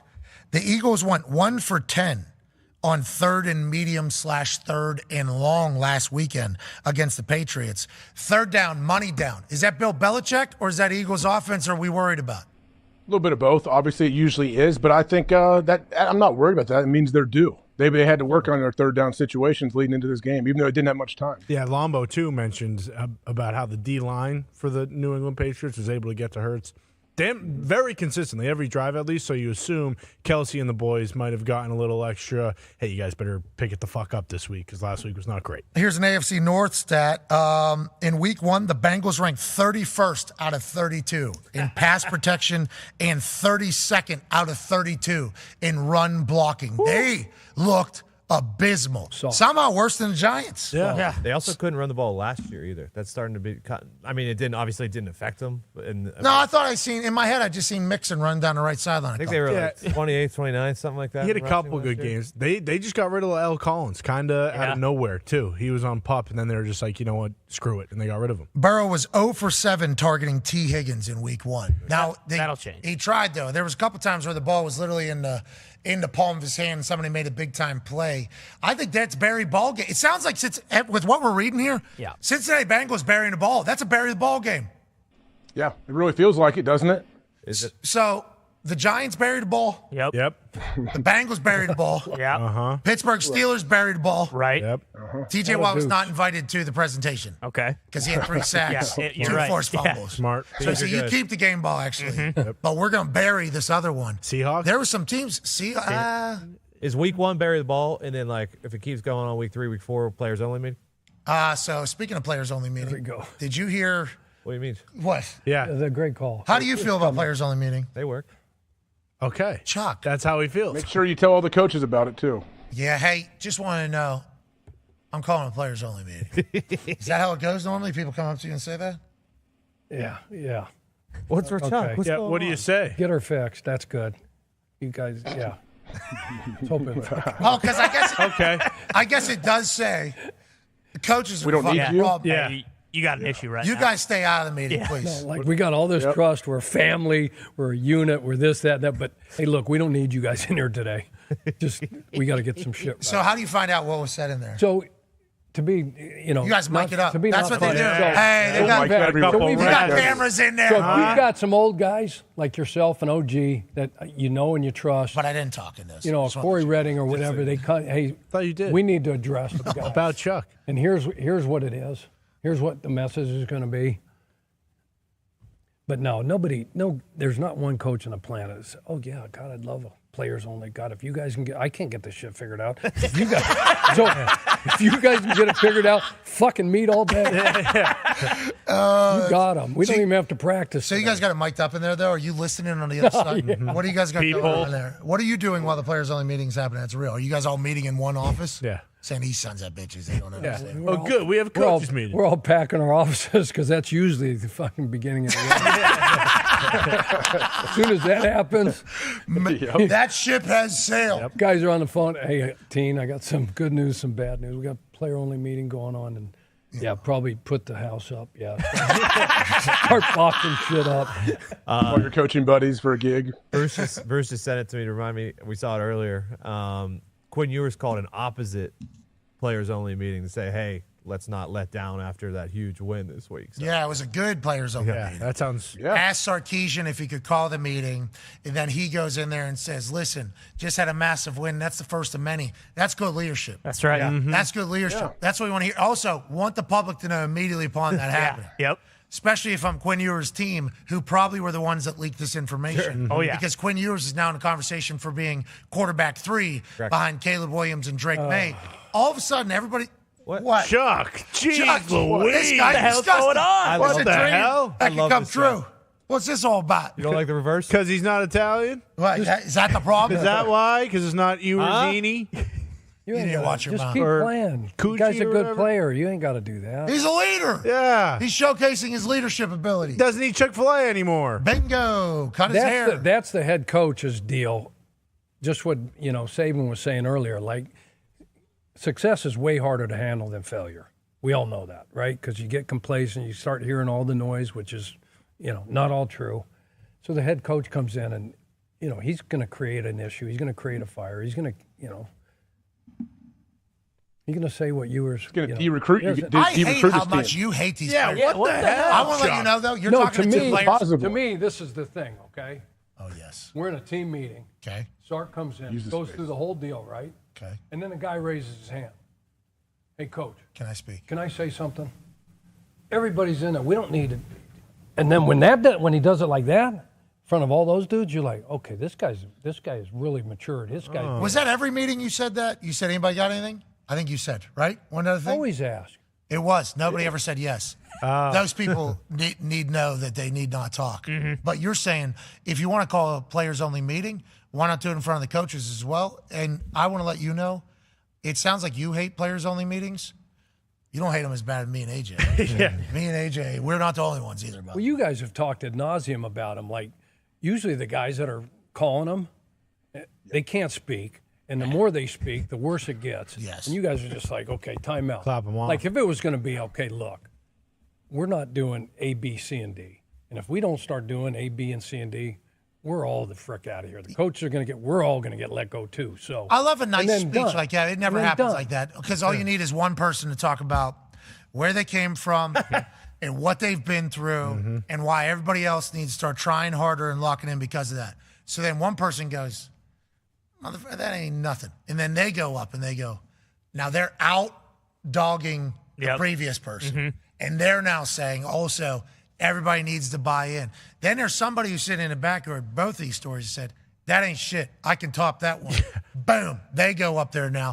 So now we're all basically as a team judging like, man, your life certainly has sucked. But wait, there's more. This guy, his life has sucked even more. And then that's what it turns into, AJ, literally every single time. You just described it. You described it to a T. Usually what happens in those players-only meetings. And sometimes the players-only meeting can start to go negative as well because, like you said, people want to continue to get up and speak, and then finally an old vet's like, "Oh, this is done. We're out of here. We got to go. This is stupid." And the person that gets booed off the stage they're now leaving that meeting in a worse spot than they were in.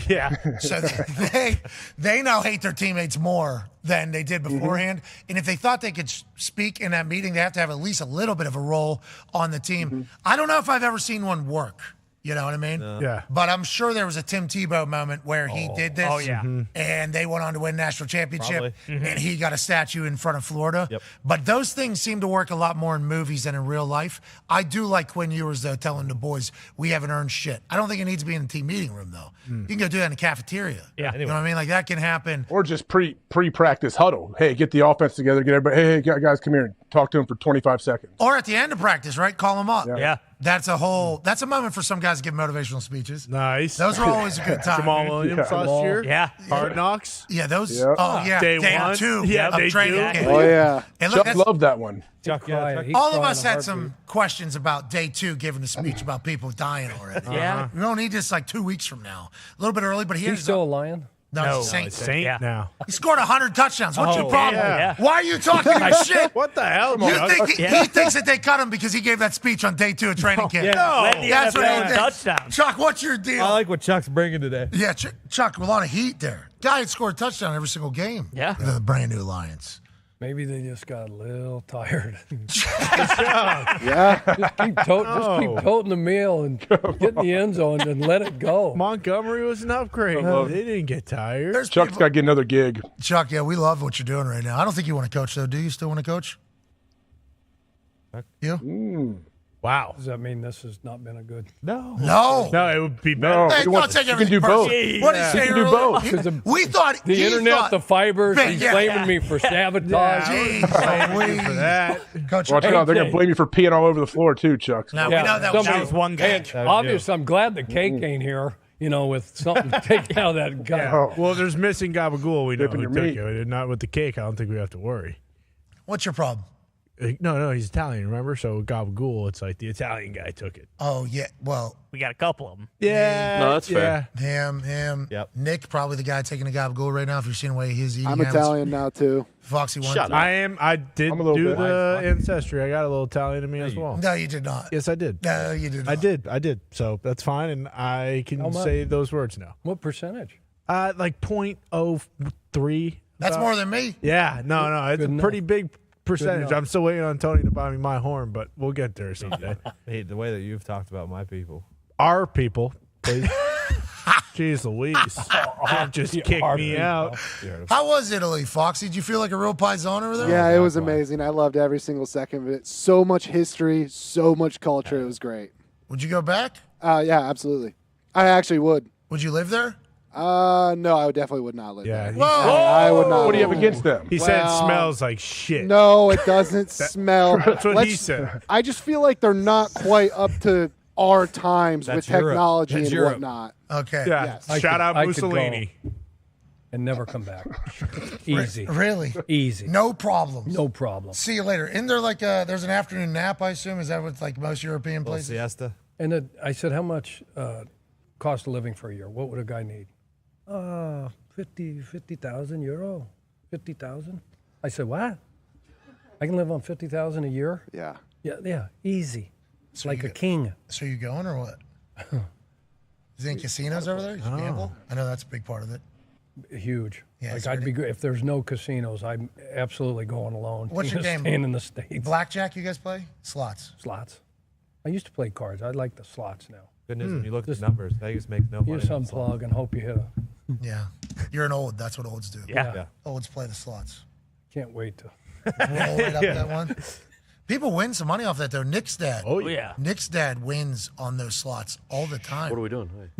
Oh, yeah, we're not talking about it. Someone won. Frank Moraldo. Big Frank Moraldo. When he comes into your casino, your slot machines are about to get real loose. That's what I've learned from watching along. And he will travel. This guy's traveling Get a free room ready. Yeah, that's Frank's right. staying the night. Frank's coming to hit the jackpot. You got no shot with it. So you would live over there. Tone, would you live over there? No. Jesus Christ. No, why would you? America, aside from Look how beautiful this place is. Yeah, It's incredible, awesome. but like Foxy Montana. said, Europe's a little behind technology. Oh, it's way behind. All right, what have we not covered that we need to cover on this beautiful day before we make our picks for this evening? I think big news out of the NFL. No, I don't even know. Really? Tottenham and the NFL have expanded their partnership through 2029, huh? 2 games per season. At least. Congratulations to Tottenham getting a pop, because we always talk about, England's getting a game. Tottenham's like, whoa, excuse me. We've been a massive home for the NFL's expansion into Europe. Congrats to them. Congrats to the NFL continuing to try to build this thing globally. If you take this into account, plus the information that there will be one international player designation for a practice squad on every NFL team that will not count against the actual practice squad number, they're really trying to grow this thing international. I know you got friends that are in New York at the NFL offices. Is this main objective right now is to get this thing into Europe bigger and then continue global expansion? Absolutely. What was that? The dollars keep coming in? Absolutely. Euros. Why wouldn't you? That's what that was. That's how you said this. You said it's money? Yeah. That was good for the game. Good for the game. They're going to keep showing up. We're going to keep growing. When they stop showing up, then I think that'll be the end of it. But it's unbelievable over there. Their fan base is so rabid. Oh, yeah. How many million were in line to try to get tickets to one game that had 65,000 tickets? I don't even know how it's possible. Feels like there's probably a lot of bots trying to take advantage of the situation there that are running up those numbers. For sure. But nonetheless, it sells out.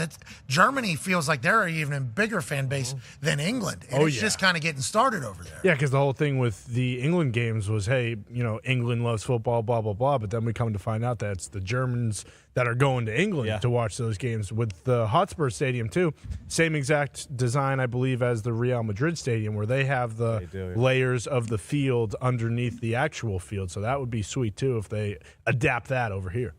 Bruce just said 1.4 million for what, pal? People waiting for tickets. 1.4 million people waiting for the tickets. That was a correction. Yeah, that's a lot. Who knows how many bots those are? Yeah. And how about the player? Still a lot of people, I'm sure. Did you talk about the player they're going to add to the practice squad? Yeah, the international. That's a huge deal. So if they get on and they develop them and they make a 53, that's going to, We're assuming a lot coming out of Germany, right? Yeah. Yeah, for sure. That's where they have kind of created some real football players over there, AJ. I mean, that is, I feel like they got the size too, right? Not saying that some cultures are smaller than others, but some cultures seem to be smaller than others. The Germans are a large group. Offensive linemen, defensive linemen, linebackers. Fullback. They love Are they playing football over there? Like, do they have like elementary, middle school, high school football over there? Yeah, so they have leagues that I think that Football Bromance show is a big part of, like, I think cultivating and kind of bringing. Yeah, Bjorn and is it Vollmer, Sebastian Vollmer? I don't know if he's a part of it or not. I'm not 100% sure, but yes, I think they have full youth all the way through.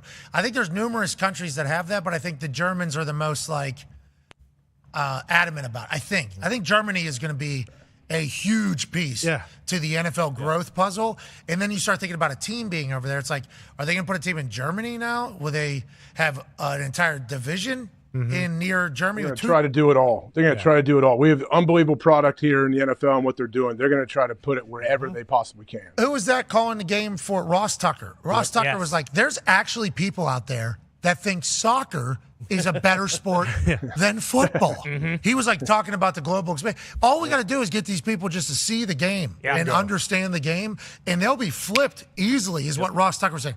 I'm not necessarily agreeing with that because soccer is like in the blood of the towns and your family, and the passion behind it is going to be something that's going to be irreplaceable by other sports to come in there. But we do have a product that will be beloved by everybody if they see it. It's fast, it's exciting, it's engaging, they're smashing hits. There's so much that takes place in a football game. The only thing we got to sell them on is the 35 seconds in between each play, where you kind of just got to chill and maybe not start a chant yet, but let's get back in there. Their fans are going to be awesome Top tier. whenever they get a team to cheer for over there. I think it just takes a little taste, too, because you're seeing, like, a lot of these people, I assume not all of them are, like, diehard football or NFL fans, but they're intrigued by the proposition of the whole thing.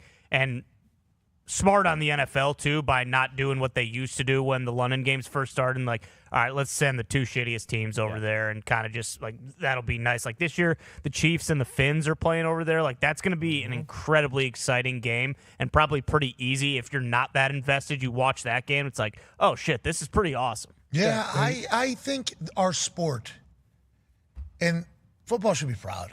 They should be. Hell yeah. You know, you go all the way back to the first game that took place in first ever football game. Rutgers. Boom.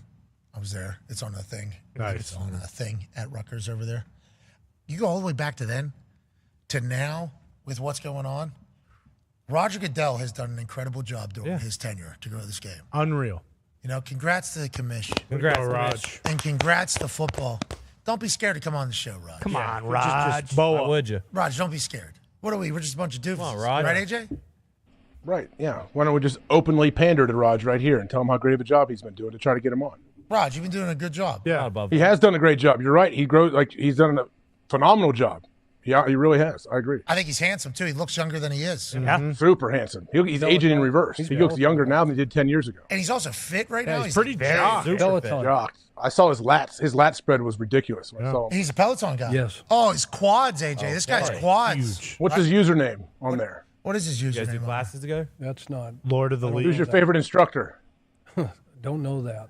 You don't know? I don't know that. What are you doing on it? You're just riding the trails? Did you ask me who mine was? Yeah. Yeah, yours. I mean, I don't want to name one person and then hurt their feelings. Too good of a relationship I with used, all. to, I used to go to the main deal in New York City when I was working with the officials. Wow. I would so take a you're like class. in the I would take a Peloton. 6 a.m. class on Tuesday morning and Wednesday morning. One was with Robin Arzon, and then the other was with Allie Love. Allie It Love. was so Throw much those That's fun. stage name? Peloton name? Or Allie real? Love. That's Allie a stage Love. name. And That's a you would love her stage name. because you're all about, hey, the vibe, upbeat, positive. 6 a.m. Yeah, it's going to Just- happen. yeah. No, Oh, not that, oh, but no, just her yeah. whole. That's what you guys do, right? Oh, yeah, up This out is of the it. seat, baby. Over and Sit over. right here, right? Ty's big You do the one where you get out and lift weights? Do you get off the bike and lift weights in between reps? I don't do that stuff. The Okay. intervals and all. I know there's a that bunch of different stuff. Peloton No, they have places. they do boxing. Kendall Toole likes to box. Whoa. Nice. Am I getting know back all on of the it. bike or am I just boxing? No, you're on the bike, And then you get off. and then you stop, and they have like the weights. Like Yeah. AJ's talking, you do some weights. They'll do curls, they'll do triceps, this, Oh, yeah. boom. Oh, yeah. Right? And then they'll get back and ride again. Clack, clack. Intervals and weights. And then sometimes she just did the boxing stuff in between. Oh. Oh. Look at this guy. Chuck Pacquiao. Jeez. Whoa. Slow down. I'll give you one of those cyclone heart shots. Right? Oh, liver. Like that. How's that feel? I'll tell you what, the Italians have a great history in boxing. Oh, yeah. Yeah, they do. Great history in boxing, the Italians. Couple great ones from Boston. Great movies. Great movies in that entire thing. Raging Jess Bull. Sims. Have you guys seen Raging Bull? Yeah, with I've Bobby seen De Niro. Raging Bull. Yeah, Pat's Come definitely on. seen that. Rocky Marciano? Yeah, I've seen Raging Cinderella Man. Bull. Cinderella Man. Why do you, Pittsburgh why do you, Kid, do, Billy why do you Conn. do this? What? Why do you do this? What? Oh, For milk. Oh, for boxing and Remember the stuff. movie Cinderella Man? I'm going to let you know. You haven't seen it? I don't want to be the bearer of saw bad it. news. I was happy you were having a conversation with a lot of other people there because I've never seen any of these movies. Yeah, You've brag. seen him though, Pat. It's just a rags to riches story, and the guy wins at the end. That's It's every boxing. boxing movie ever. Yeah, it's boxing. Raging Bull's not like that, though. Yeah. That is quite the downer. Oh, Quite he the loses downer. at the end. Doesn't exactly lose. It's just he's kind of a massive piece of shit his entire life. And Joe Pesci Bob and De De Niro. Niro. There's a big, you fuck my wife. You know, like, you've heard the You fuck clip. my I'm wife? Sure. It's a great heard clip. the clip from it, but it's a slog getting through that one. Yeah. You enjoyed boxing references, though, in your team meetings. You did a lot of we're sparring, and then somebody's going to come with an overhand right. And we don't know when that play's coming, but we got to be ready for it. I appreciated how much you brought in boxing. Matt Canada is speaking to the media here, and Mark Caboli is reporting that Matt Canada is speaking with some bass in his voice. Ooh. He's very confident and matter-of-fact with his answers. Basically said that they weren't good enough. Now, that's good news. Look, he's taking ownership. Boom. Matt Canada realizes that their offense has not been good enough. Thank you for the reporting, Mark Caboli. Now we get a diehard Pittsburgh Steelers fan. Tone Diggs, does this kind of cure your ails or your ill feelings about Matt Canada and the Pittsburgh Steelers offense? It doesn't even come close. The only thing that'll cure it is maybe a new offensive coordinator, or in the off chance, the very, very slim chance that the offense looks better under him. There was some more stats coming out last night about his rankings through the college. And so, yep, there it is right there. That was awesome. Pretty good. I said it yesterday, bring in Big Ben, and if Big Ben's busy right now and doesn't want to be the OC, bring back Todd Haley, because the offense was unbelievable under Todd Haley. Yeah, I don't know what happened in the end, it probably wasn't great, but bring Todd back. One of the Ben or Todd, they're gonna figure it out. Yeah. Todd Haley's currently in the USFL, remember? That's right. Okay. Yep. Well, He won bring a him back. championship. He's coaching the Baton Rouge Bulls. Well, he can come back. I don't think he's on a contract. Yeah. I think what he's making, I think he can get out. No. I don't think we so. asked him. He can get out, right? It's a good league, too. Hey, you know those Todd Haley offenses were tough. Ben threw for 500 yards against Colts every time. So what's... Oh, Watch your mouth. the Colts were terrible then. No, You gotta bring we that were up. good. We had a good team. It was 5-22. They were real good that Hey. night. Ben Roethlisberger was putting it on a button the entire It evening. was warm-ups. We haven't even kicked off yet that day. It was warm-ups, and I got a buddy that's a Yinzer from Pittsburgh, Elko. He comes up to me. He goes, "You see that team?" I said, "Yeah, I see that team." Yeah. I'm going to go ahead home and watch this from the house. That's very nice. Martavis Bryant was on that team. Yeah. Beast. Antonio Brown was on that team. Yeah. Was it Le'Veon Bell was on that team. Was Sanders still there? Ben Roethlisberger was the quarterback of that team.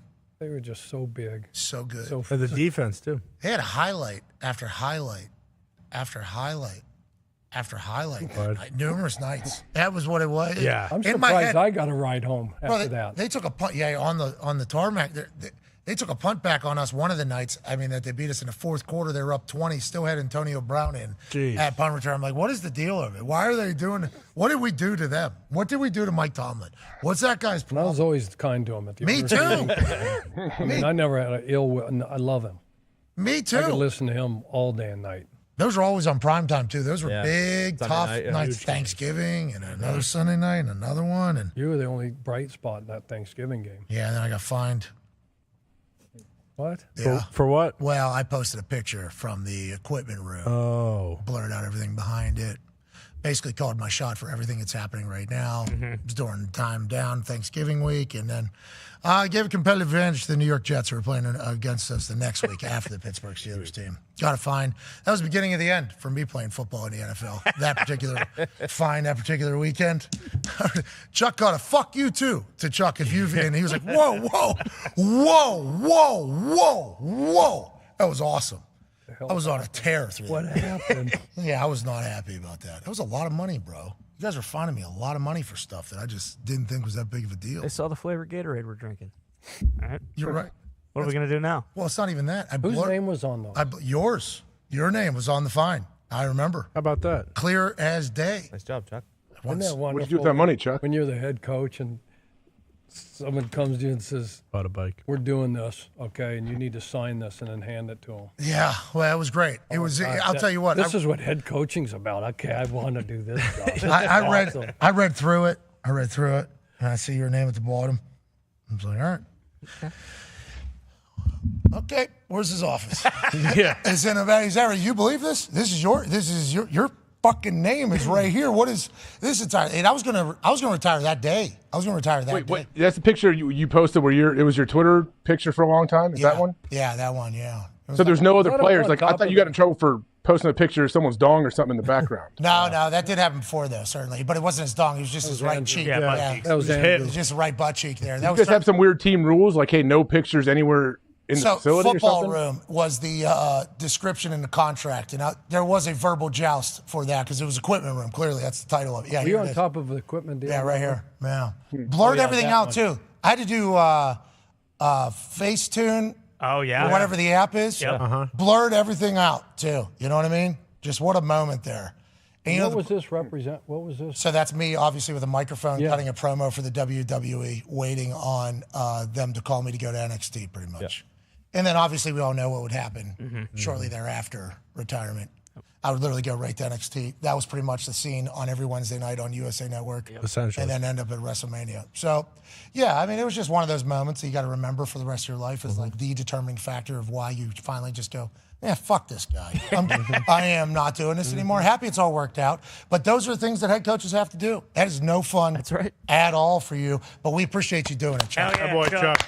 We also appreciate you traveling out here every single week, every single Thursday. You're the man. Hopefully we'll continue to dive in and get more insights. I think now is the time that we need to remind the world that SeatGeek is the greatest ticket buying platform on planet Earth and the moon. What is it for 15% off? It is code PAT15, 15% off all football tickets. That's NFL or college football. It doesn't matter if you've already bought them or not. So SeatGeek is obviously the greatest ticket buying platform in our eyes because they scan the entire internet and make sure you're not getting catfished and also make sure you're not getting screwed over, AJ. That's right. Okay? That's right. So they have some sort of AI? I know.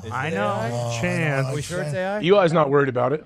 Well, Elon was worried at one point, then he's not worried about it, and then his app went to shit. So, like, we don't know what we can believe. Why is that Eli? Sorry, Eli. Yesterday, you guys talked to Eli about AI, what he's doing. Okay, Eli is using it for IBM for fantasy football. What SeatGeek uses their AI for is to scan the entire internet to make sure they tell you if you're getting screwed on the price. So it'll be like a little red dot next to it, a yellow dot, or a green dot next to the ticket, which is basically saying red dot means like, hey, this is a bad ticket, bad price.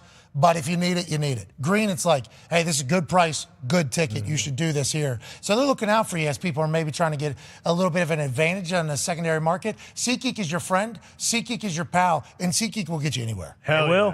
Go ahead and buy some football tickets for a family member, a friend. We're right in the middle of the season. You're alive, but are you living? Go live and experience something live with our friends at SeatGeek, the greatest. All right, let's do some picks. Chuck, 6.5 point spread this evening. Is it 6 or 6.5 right now? Both.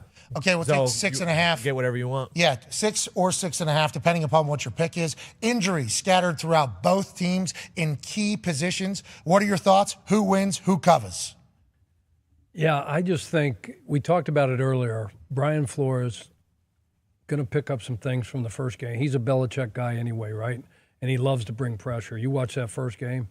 I mean, they're going to be coming from everywhere on this offense. So he'll pick up some things. I like the points. I think they're going to keep it close. I don't think they can win in Philly tonight, but I like the points. I think the secondary, Kirk Cousins can play. If he just doesn't throw the ball to the other team tonight and just takes care of the football, Justin Jefferson's going to go off. Yeah, I like Minnesota and the points. And all right. That's good for the show, good for the program. Now, let's bring up last week's results for me and AJ before AJ makes a pick.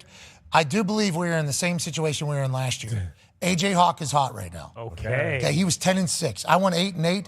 He went 10-6 against the spread. This means we need to listen to what the president of Ohio is talking about. Chuck, I have faith that everything coming out of your mouth is accurate. And I have faith that your projections are impeccable. But what I do know is this guy's in the middle of calling some things, just like Lombardi. Yep. AJ, who do you like tonight? Vikings getting 6.5 or the Eagles laying them? I like the Eagles laying 6.5 here, and I'll take Eagles minus 6.5. I think they find a way to create at least a couple turnovers from Kirk Cousins and this team. They're going to get some pressure on him, make him uncomfortable, maybe pick the ball off, maybe strip sack. We'll see. But I like Philly. Okay. So I am torn. I said I was just going to do what you guys did. Sure. Just so that I don't give up a game here on Thursday for our overall standings. Because what do we know about the Philadelphia Eagles? Well, we know that they have the capability of being great. Oh, yeah. We know that in that roster is a incredible football team. Yeah. We're not talking about just a team that's okay or just good. They made the fucking Super Bowl last year. Jalen Hurts went from, is this guy going to be a quarterback in the NFL to, biggest contract for a quarterback in the NFL after one season. Sirianni's back calling plays after losing Shane Steichen. Defensive coordinator Gannon out of town. Head coach in Arizona. He's doing good. Yeah. He's doing good. So there is a little bit of change, but the roster remains as talented as it was last year when it was great. And on the flip side, it's like every team knows that Justin Jefferson's the weapon. He has over 100 yards in the first half last week. It's like, do you know Justin Jefferson's a game record? Yeah. Can you stop him? No, you actually can't. Will the two injuries on the offensive line be the determining factor for the Minnesota Vikings? Chuck Pagano seems to think like, hey, Patriots were able to hold up against that Eagles defensive line. They had 2 rookies out there, which is a very accurate sentiment. I appreciate the hell out of that. I think offense is obviously fantastic. I think what we're going to see out of Justin Jefferson and Addison, there's going to be some highlight moments this evening. But defensive lines win championships. Mm-hmm. Give me the Philadelphia Eagles. Yep. Because their D-line wins this game tonight on a Thursday. Now, Chuck, welcome to the Thunderdome. We both disagree with you. Wow. But this is kind of lending itself to be a perfect opportunity for Chuck to say, but what do I know? Yeah. Bingo. So, Chuck, we appreciate the hell out of you. We hope what you say is right so you can rub this in our face next week. But if you're wrong, Chuck, Oh, baby. oh, buddy. We're heading to Boulder tomorrow. Any tips or hints before we head into your hometown? Yeah, go to Pearl Street. Go down Pearl Street. Go Pearl Street. It's amazing. It's a blast. All the college kids. I mean, it's awesome. It's electric. What about the There's local a bunch laws? of people. I see the same dudes when I was growing up in the '60s. They're still there. The hippies are still down there. Same dudes. Same guitar player. Same celloist. I'm gonna see a cello. What? All kinds. I'm going to see a cello. Lincoln Center out there? Yeah, I all think kinds of acts. Were you doing juggling, chainsaws? swallowing swords that are on fire. What? Oh. No way. Where the hell are we going? Red Panda, she may be there. No way. Yeah. Okay. In Boulder? Yeah. Slow down. Holy hell. Did you know about all this? No, and I know Red Panda's booked this weekend. Red Panda's not just going to be rolling around somewhere. I would like to say that when we get to Boulder tomorrow, I cannot wait to feel the vibes of a city that's alive more than it has been in a long, long time because their football team is taking over the world. I cannot wait to experience their local laws. Cannot wait for that. And I cannot wait for us to chat with Dwayne "The Rock" Johnson live in Boulder, Colorado. Shut up. Whoa. Stop it. What? Shut up. Yeah. Should be pretty good. Holy shit. Yeah, sure. Now, granted, what time is it going to be tomorrow? I don't think that's been completely locked in yet. TBD. But it is certainly going to happen, is what I'm being told. So we got Deion Sanders, I think, tomorrow. I think Shiloh will probably stop by because today wasn't able to work out technical-wise. I think Stephen A. Smith is stopping by. I think Dwayne "The Rock" Johnson's stopping by. Oh my God. And if Shannon Sharp's going to be in town, we're certainly going to put on a full-court press to try to get Unk on the program as well. Yes. We'll be live, hopefully, in front of 15 to 20 people. Sure. Tomorrow should be a good one. Hell yeah. Tomorrow should be a good one in Boulder, Colorado. Come join us. You know, if you're in the area, come join us. It should be an absolute blast. AJ, I cannot wait for you to potentially, well, I guess you're not going to do it this time. Depending upon who our last guest is, Basketball Hoop will be there. A tuition shot will still be on the table. Nice. So there's a chance for some real magic in your hometown tomorrow. And I don't know if we're going to see jugglers and sword swallowers, but I do think there's going to be some real majestic television and good YouTube content tomorrow. Yeah, Basketball Hoop being back, that is electric. The atmosphere when that was going on was unbelievable. Yeah. And I think we're going to be able to technically do things. I mean, who knows? Let's hope. Maybe. Fingers crossed. Have we dropped off since we've just been on YouTube? We have not. Well. Who's getting throttled? Something's afoot. Something is afoot. Mm-hmm. Is this an inside job? That was a hell of a shot, AJ, you made. Are you trying to change the subject, Chuck? Chuck, I understand that. Chuck, we're trying to find out who's trying to, who's trying to take us down right now. Trying to change the subject. That's what we're trying to figure out right now. What was that? Maybe it's Kadarius Toney. Was that the guy that posted an Instagram story to call me a goofy? I don't know. I was wondering the same thing. I don't know anything. I don't know who that is. Who's KT4? KT4. Pat McAfee be talking like he really knows shit. You just another goofy. Chill. Who said that? Respect. Just another goofy. It's pretty good. That's awesome. Yeah. Hell yeah, dude. Good luck out there, man. Yeah. That's from Tony? Yeah. Maybe. Yeah. Yeah, that's awesome. I thought you said some nice things about him. I thought we did Did too. just not goofy, We've been dude. gassing him up all week, to be honest. Yeah, but I appreciate it. I don't know shit because I have been saying that dude's back. Yeah. You know what I mean? So maybe I don't. Maybe I don't. I will say, Did we say a good thing? Kadarius Toney, keep it going. Yes. Yep. Well, I'm happy you're back on social media, pal. You are a lightning rod. Love what you're about. Oh. Chuck, Oh, bad bounce. for vibes in the Boulder. Good ball, though. All right, if this one goes in, tomorrow's show is going to be like technical-wise good. Okay, this is All big. right. Perfect. Lock in here. So listen, I'm Lock in. I'm currently Yeah. we're not just hucking this thing. No. Because this is a universe shot. This one will say, yeah, you're going to be able to talk to the truck who's 200 yards away. Sure. And you're going to be able to have some hey, yeah, can we change this That'd be great. in the middle of it because you guys aren't out here. We are going to have a chance to play, listen to this, maybe like our intro video. No. Stop that. No. Stop that. Please. Stop that. We're going to be able to do it. We're going to be able to potentially control the sound of the crowd. Really? Who's drowning out whoever our guests potentially And dropping F-bombs. Yeah, boom. So whenever they're on ESPN, which is awesome, we're going to potentially be able to turn it down as they're singing Dan Orlovsky off. Not completely. No. But also, you can't be actually talking over like that blonde lady was, Dave Chappelle. Sure. Crowd can't be talking over Dan Orlovsky Right. the entire time. Got to be able to manage that just a little bit for the sake of people that are watching at home. And I think we got that all figured out, they said. Let's go. Okay. Will the signal be able to go? We find out. Yep. Right now. Ball's a little flat. For the good of the This is the one. This is the one. Little trivia. Okay. Byron Whizzer White, Mm-hmm. one of the great Buffaloes of all time. Mm-hmm. Supreme Court Justice. Okay. Sat on this. Chuck, we're trying to make a 1952. basket right now. I thought he played Just, like you're point going to guard or Boulder, something. so they're going to ask you. I thought you were going to give me a motivational speech. Yeah, I me thought you were too. Coach, I thought you were going to put me through a wall. Eric rig. Bieniemy too. Do it for the Wiz. I will do it for the Supreme Court Justice, That's right. who I'm sure has made decisions that made everybody happy. Yeah, definitely a good person. Definitely. That's certainly so. Great buff. Cliff Great Grant, buff. Great buff. The best. Hey, how come people are standing on the Colin buff? Bryant. Oh, what a buff. The colinator? Yeah. You kidding me? Yeah. Dom's like, This you don't one's for believe all of them and for us. That's right. Hell yeah. Oh, bonus ball. You got it. That's huge. Yes. Boom. Shut up. Oh, yeah. We're fucked. All right. So don't watch tomorrow. Big time guest. You won't be able to see it. That's tough, dude. If Dwayne's coming, you know the tech will work. Because you know what's better than tech? Mana. Boom. Oh, well said. I didn't even think about that. Well said. So much mana coming in there. We're going to have ooze juice too, right? We're drinking sodas. Have to. Ooze juice. Maybe a couple Terrahanas. Carolina It's working. He's going to. So we got, okay, so potentially, I don't want to, now that we're saying this, it's all going to fail. Sure. That's kind of how it should. I don't think so. Deion Sanders. Wed. Stephen A. Wed. Shannon Sharp. Wed. Dwayne The Rock Johnson. Bud. Holy, let's take it in. What about Big Sam? Big Sam who? Pagano. I don't think he's going to make it. Yeah, Chuck, hold on. Let's get with the Wiz. I don't know if we have time. Okay. Sam I'd Pagano. try. Who's that? That's my pops. All time. Maybe we'll make Three time. state championships in Colorado. Nice. Big cigar guy too, right? I remember him just with a cigar Remember standing on him the chomping. sideline. Yeah. Yeah. Yeah. Yeah, he does a lot of that, right? He's a crooner, yeah. Yeah. Yes. How old is he? 85.